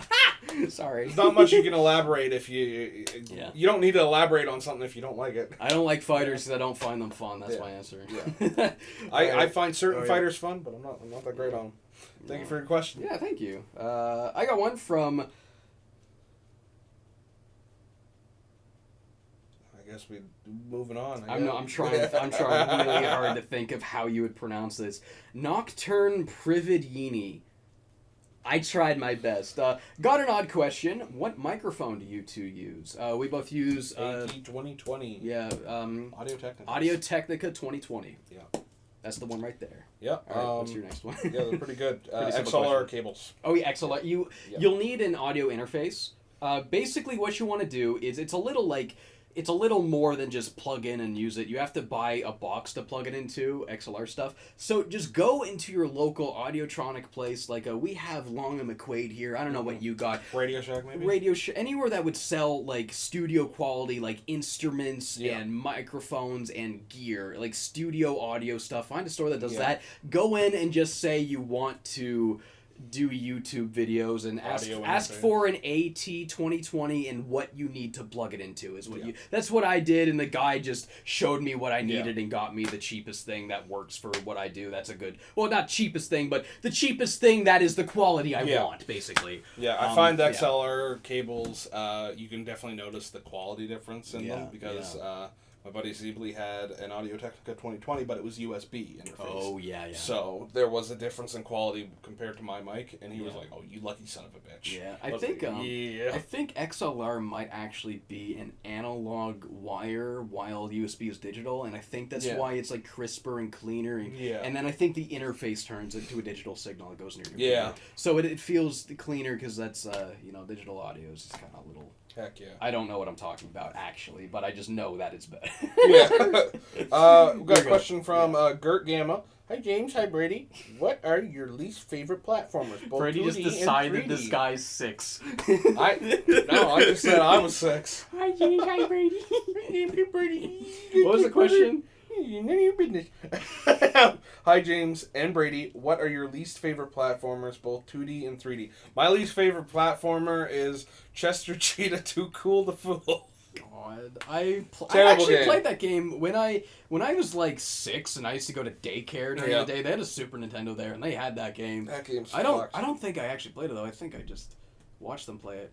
Oh man, it's hard for me to say what platformers I don't like, because I'm at a point where like I'm starting to like jank games, so I play like Bubsy 3D and I love it now. Yeah. I would hate beating it. It was one of the worst experiences, like actually having like you have to beat this, so I have to stay. Yeah. So Bubsy 3D is one of the worst experience I've ever had completing a game. But like least favorite platformer, I guess Bubsy. But I mean, I don't know. Again, like I go back to Bubsy with the fond memories of making that video and like show. I never play Bubsy for fun. I show people Bubsy. I'm like, check out this bullshit. So I can't say I hate Bubsy 3D, but I don't know. I can't answer that question. I don't have any least favorites. I guess credit quality, you know. Yeah, I don't really have one for 3D, but like Chester Cheetah Too Cool to Fool is definitely one of those 2D platformers that I'm like, none of this shit makes sense. I know you get the sunglasses to see things, but it makes the screen darker. Yeah, and I'm just like, what is this? I don't understand. And he's already wearing sunglasses, so why isn't the screen already dark? Sunglasses on my sunglasses. Eat Cheeties. Eat Cheeties? Eat Cheetos. Eat Cheetos. Cheeties. That sounds like something I would call Cheetos. This is like a dollar store bootleg for Cheetos. Cheeties. Cheeties. Yeah, they cheated. All right. The Cheesy Panther. Thank you for that question. Sorry, I don't really have an answer to it, but I got one from Turkey Ham. What's a video you made that you never thought would have gotten the views it did, but good and bad? Good and bad. I know one of my most underperforming videos that I was disappointed by was Astrobot, but I wasn't really surprised by that as much as I was just kind of disappointed by it, just because I really liked that video. Really surprising video that did really, really well. Biggest surprise ever, actually, was when I did that, the Haunted VHS Counter-Strike map game. Why can't I remember? No Players Online. That video blew up when I put that out. It didn't do well over time, but I think I put it out when it was a hot topic, and I didn't know it was a hot topic. Because I think Game Grumps and Markiplier just played it, and there was some people trying to figure out the ARG. So I just made that neat, tightly put-together video that kind of just goes through the whole thing quickly, and that just... I did not expect that to pop off. I thought it would get, like, average views. Yeah. What's one I was surprised that it didn't do well? Tai 2, I thought Tai 2 would do really, really well, but I know why it didn't do well at first was because I uploaded it during the middle of fucking E3, which is a terrible idea. So, I don't know, it's starting to trickle up, but it definitely didn't perform as much as I hoped. But, oh well. The people who did watch it really, really liked it. It's about 100K now, that's fine. Yeah. If it gets to 100K, I'm like, okay, enough people saw it, I don't care. One of my most viewed videos was Gone Golf, a Yokai Watch YouTube poop I did a long time ago when we hung out on Skype. Yeah. Oh, if we're talking videos outside of Nitro Rad, actually, I have like a car crash breakdown. I remember that. That we did for the. Yeah, it was a channel I made that's just my name, James Lowell, and I made it during college to upload my demo reels to. And then I also uploaded like a behind the scenes of some Granicore video, just like crudely showing just how we did the effect, and it randomly got a fucking million views. It's so weird. I don't know why it got a million views. There was a lot of comments, too, like, regarding just being like, oh, this is very informative, thank you. Yeah, I got a lot of comments from people being either way too impressed by such a simple effect, or so not impressed by such a simple effect. It's like, I didn't make this expecting it to get a million views showing to do shit. It was this is your portfolio. I just showed this to show my friends. I thought it was a little bit of a portfolio. Also, your grandmother thought we just actually hit you with oh my god, when I got hit on camera after like the finished product release, she was like, oh my god! And I'm like, you clearly can see I'm okay. I'm standing here showing you this video. And she's like, it's the shock. The shock is what hit me. I do not expect to see my grandson getting hit by a car. And she's crying. She was like, it's a really good video, though. And I'm like, I get shot. I get pissed on. I get blown up. I get hit by cars. And I'm all for it. It's like Jackass without actually getting hurt. I think it's just because you look both ways and then you go and it's so unexpected. Yeah. I love how you look both ways and then you cross and the car's still coming. It's because I took off the glasses, dude. Oh, there it is. I shouldn't have took off the glasses when I went whoa like that. I shouldn't have took them off. If you want context, go on YouTube, type in Granicore Muscle Hustle. Yeah. Or no, that's a different one. That's a piece of shit phone. Oh yeah. That's got Alex in it. Power pills? It has power pills in it, but what's the video called? I'll figure it out and I'll put the name here. Well, listen, we have so many similar sounding videos. Well, all of our videos are alliteration. Yeah. Which... Speaking of Granicore, there's some videos that popped off on that channel I didn't expect. Yeah. Like the Yokai Watch video where it's like Yokai Watch go, but it turns into like a spooky in the woods thing. People thought thing. that was supposed to be real. It's like, no, it's a sketch comedy video. Look at the channel. It's a sketch comedy channel. Why would this be? Oh my real? Lord! It's like when people get mad, they think like a Mega 64, or they think like a Mega 64 video is trying to be real. It's like look at the channel. It's comedy. God. Anyway, people don't got funny bones anymore. They get them removed. That and the Lucario mascot video, I think, is the most viewed video on that channel. And that wasn't like I just made that because it was an inside joke with me and my college friends, and we just made it, and then it just actually popped off, which is pretty cool. Yeah. But yeah, thanks for the question. That was actually a really good one. Okay, so I got a question from Owlix. Question for either of you: have you seen Bo Burnham's new special, Inside? And if you did it resonate with you as a content creator? I think I'm just a regular dude, but it hit hard in ways I wasn't expecting. I have. Yeah, because my friend Daniel told me about it. I know what it's about. Yeah. But I'm not very familiar with Bo Burnham. I know he's a comedian and he does like internet things. Yeah, he has like a lot that resonates with like our day and age. Yeah. With like what we're gonna have to face in the future. A bullshit lot of with corporations and stuff. Yeah. How just unfair it is. Yeah, well, just like the well-being of the planet right now, where that's inevitably headed because we can't do anything about it, sort of deal. That and like the well-being of the of one's mentality, mental health, all that stuff. Being locked away in the locking yourself inside, especially when a pandemic's happening. A lot did resonate with me. I don't know if I'm too comfortable going into it on a podcast like this. It is a very personal thing, I hear. It did hit me harder than I was expecting because my friends were like, "Yeah, let's watch it," and I was like, "Okay," and then Kai was like, "I want to watch it again," and I was like, here we go again. And I'm like, and I'm there, and I'm like, I'm hurting on the inside because like I can relate to a lot of what he's like spouting and stuff. And I was like, damn. Yeah, I should watch that. It's a really good watch. We're approaching 2 hours, so we should probably try to plow to the last couple. We gotta hustle this up because you don't got much time left. No. Sun's going down. But yeah, that was thank you for that one. Yes, thank you. I do really want to watch that because I've heard a lot of good things. Yeah. But yeah, Gibdorf asks kind of a weird question, but what were your favorite uses of the Wii U gamepad? I love Nintendo Land. I honestly don't think anything I've played has really done it better than that, where it's just asymmetrical multiplayer. Yeah. You know, one person, what they're doing is totally different from what you guys are doing, but they get their own screen and their own little actions, and like, they didn't do much with it. It's just like, yeah, you're chasing them with the two dog guys from Animal Crossing, or just with Mario, and I don't know, I felt like that was the best, is like using asymmetrical multiplayer. They don't do a whole lot with that, but that was always my favorite, when games let one player be different than the other players because they had the gamepad. Fatal Frame 5 was kind of neat, like this stuff was kind of fun maybe, I don't know, it was okay. I like the Nintendo Switch. The Switch is really cool. What's a Wii U? Story for another day. We'll need to get a history channel for that one. Question from Galloping Sausage. Bit of a blunt question this month. Why do people love Sonic Adventure 2? Why not? I saw a guy respond to it like, it's just nostalgia. I first played it on XBLA, and it was genuinely one of the worst experiences I've had. Jesus. Between the bugs, control issues, physics issues, poor level design, etc. I've been trying to understand why this game is so loved. I'm curious to hear your guys' thoughts. It might sound kind of harsh coming from me, but it sounds to me that you're not giving it enough time to, like... Well, to be fair, Sonic Adventure 2... I almost said Jet Grind, right? Sonic Adventure 2, one more so than 2, it's still a fairly jank game. Yes. But I would argue, like Mario 64, since it is such a physics-involved moveset, you do have great skill ceilings. Yeah. Grinding and Ratchet and Clank will always look like this.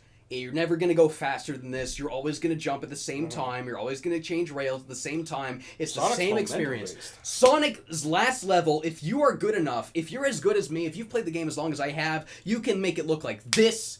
You can make it look like this. You don't have to go down this way. Fuck it, I'm going to launch myself way over there. You can build momentum, store that kinetic energy, launch it in a way, hit the rail, you keep that energy, jump. It is all about just the kinetic energy, the means you are given to convert it into different directions, and it is difficult. It is a jank game, and like if you didn't grow up with it, you know, when we were kids, it wasn't that easy. I used to spend probably, I would max out the timer and go beyond it in the Knuckles Emerald stages because it was impossible. Exactly. I couldn't beat Sonic's final level because I was just not good at the time to do the grinding and stuff. Yeah. But as time progressed and the more I played it and the more I got to understand it, I was A ranking everything, and I got all the emblems, and I just maxed everything out. Buddy.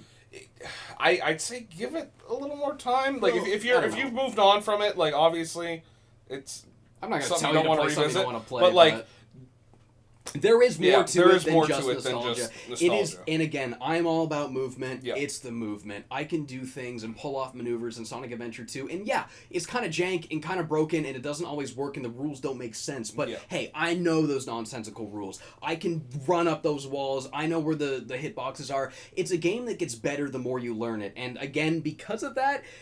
I would not blame anybody for having a bad experience with it the first time they go, but it is a game that gets better the more familiar or you are with it, and the skill ceiling is very high for it, and that's why we love Sonic Adventure 2. It's not because we only played the Chow Garden and played the 2 levels we remembered well. It's not because it's not just the music, it's not just nostalgia, it's not my warped perspective, it is the movement, it is the kinetic energy. I can do maneuvers in that game that has like physics and speed and movement that other games still have yet to scratch, and I think games don't scratch that way because again it's so hard to do without it being that clunky. Thinking about how many games have a moveset as robust as Mario 64 or Sunshine or Odyssey, you can't think of anything. How many games with wall jumps you're actually controlling the wall jump, and how much is it this magnetic shit that you do one exact way?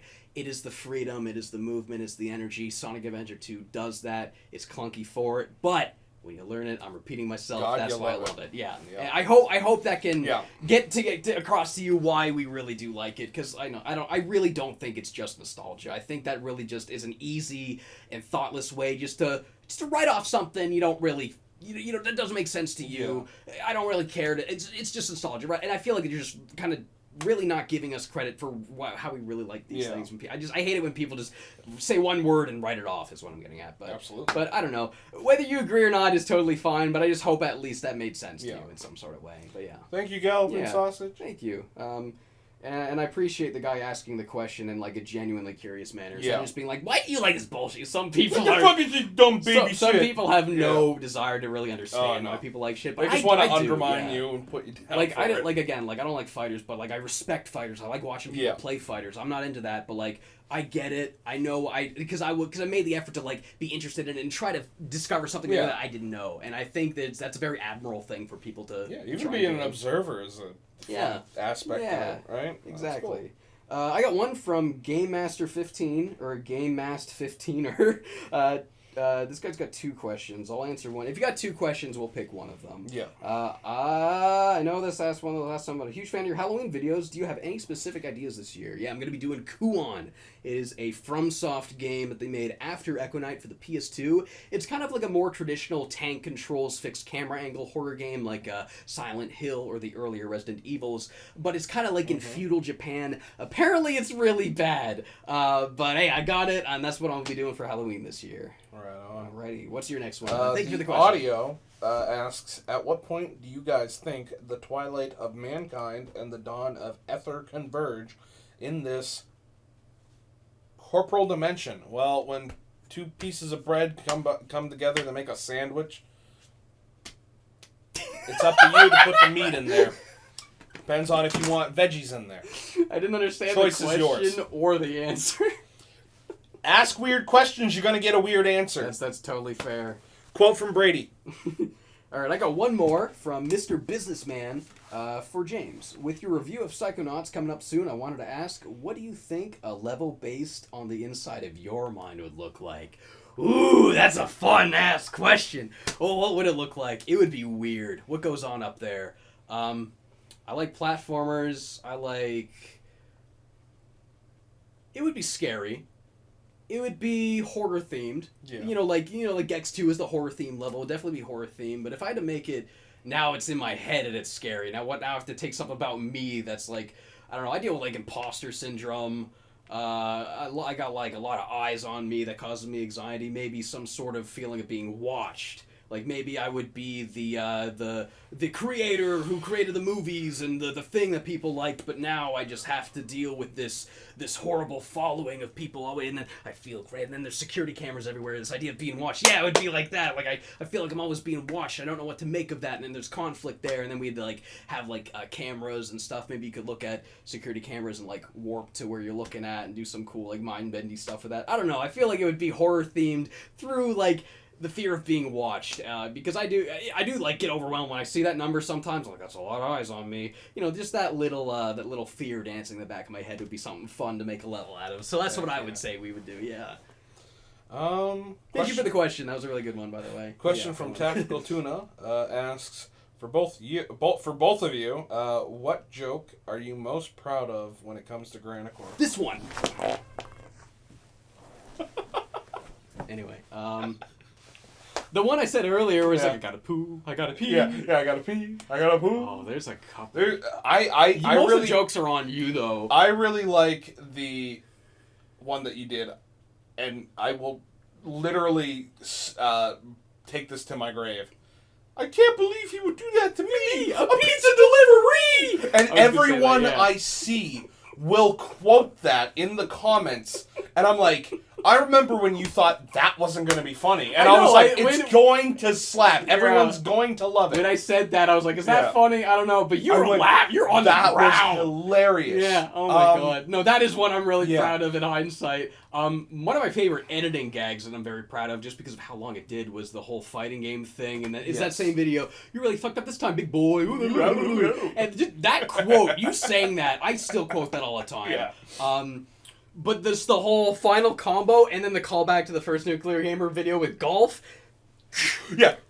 You just the sound, putting that back in the callback. That's one of my favorite edits I've done in Granicore. There's a lot of jokes that like will pop in my head at the moment, but like, I can't think of. It's hard to think back because there's so many now, and they all blend together. It's just nonsense now. But oh god, there's one. There is like one prime example that I'm trying to think of. I got one if you want to think of it. Yeah. The To Catch a Taxi, the way that whole fucking video is just to build up just so Chris Hansen could go, yeah. That's another good one I really, really like, because that was all the video was at first. That was the joke I thought of to do. Yeah. And then we just made up the rest in between. Oh, God. To Catch a Taxi is a really good one. Oh, there he is. That one right there is just like me going as TV Grouper. In TV Grouper, there's a part where Brady says, there he is, but you say it the weirdest way, and it's like, and I was like, what is that? Because I'm just looking at some of these thumbnails.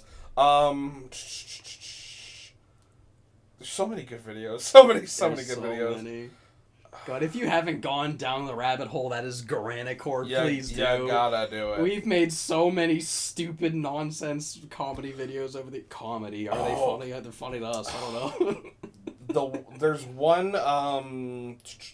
there's one in Residence of Evil where I got you and Alex both to do the exact same motion. The exact... And we got comments confused, like, why do they do that? Because I wanted it to be like you're entering your next keyframe. And I, like, that was me directing. I had to, like... Go and then do it to take over and over to get you both guys to do it at once, and I felt really proud because that was in my head for like a month. We were talking about that for a long time. And then I turned it into an MPEG, and I felt really proud of it. When you just take what's in here and make it this, and it's like boom, we got it.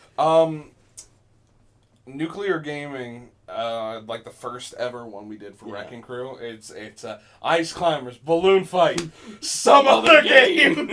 You couldn't think of another one. So like, I think that was a good one. Pretty much any lines that were in the truce were good. I absolutely that video's all that improv. One's just all over the place. I appear like naked in that video for like 2 seconds. Yeah, we're both naked in that video. Like that is probably the closest you will get to see me stripped down. That's as far as it goes. You see me a little closer in the Hilux 1 review where I'm actually naked and I'm actually I was in my underwear. I censored the underwear. I've never filmed my penis before because I don't want that to ever exist in digital format. I ain't taking no risks. I don't know with this Wi-Fi shit people get that from me. I don't actually believe. But either way, when I'm doing stuff like that, if someone has to be naked in a video, we just film them in their boxer shorts, and then in After Effects I just make their boxer shorts the same color as their skin, and then I blur it so it looks like they're naked. What was it? We did that in the Break the Targets video. Yes, we did that too. Target toiletry or something like that. Toilet. I don't remember what it's called. It was break the targets. I was pissing everywhere, and people were like, "I can't believe that whoever filmed Brady's nutsack, it must have been one dedicated motherfucker." And I'm like, "No one filmed my nutsack." I'm 27. It's I've editing. seen enough fucking nutsacks in my lifetime. If I was a camera guy for a comedy show and I had to film Eric Andre's fucking flopping ball sack, I'd do it. I don't give a shit. I see my fucking balls and dick. It's human anatomy. Day. I don't give a shit if it's on someone else and looks a bit different. Get over it. It's a fucking penis. Who gives a shit? Penises, they're big, small. Did you see the Pink Panther penis I found?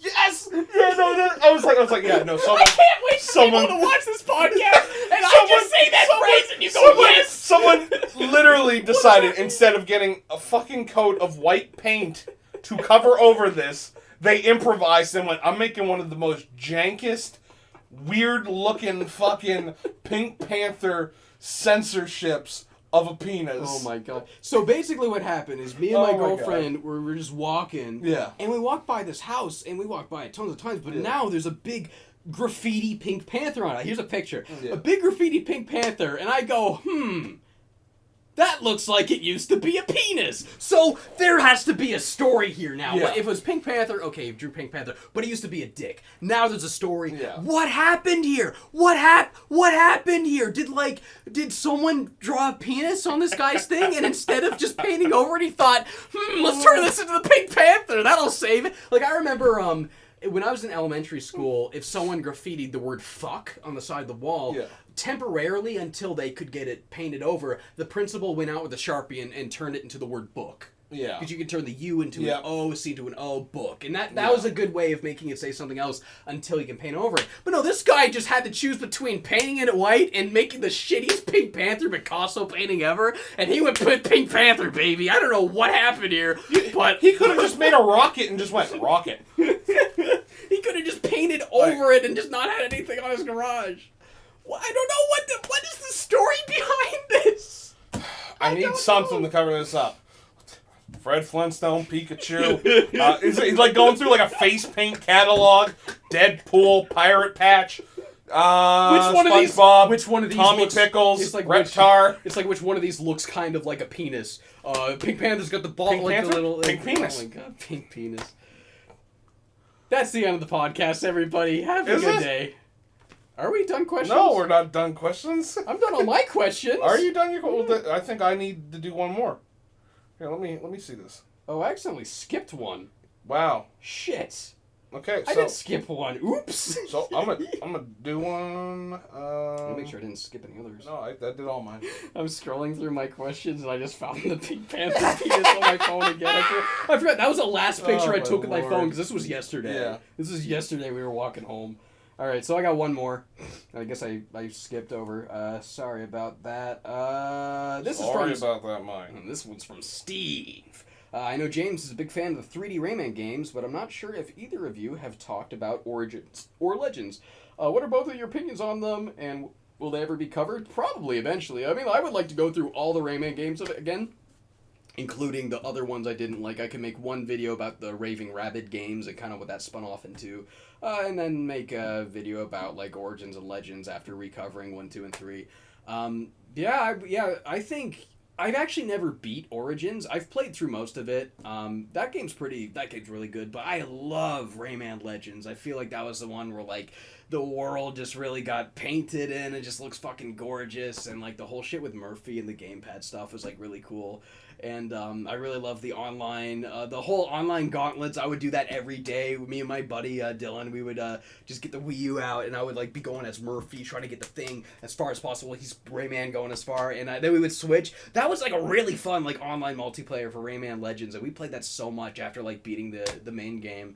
And like the music stages are just masterpieces. I think one of my first video on Nitro Rad, I think, is like my top 10 games of like 2014. When the fuck did you fall asleep?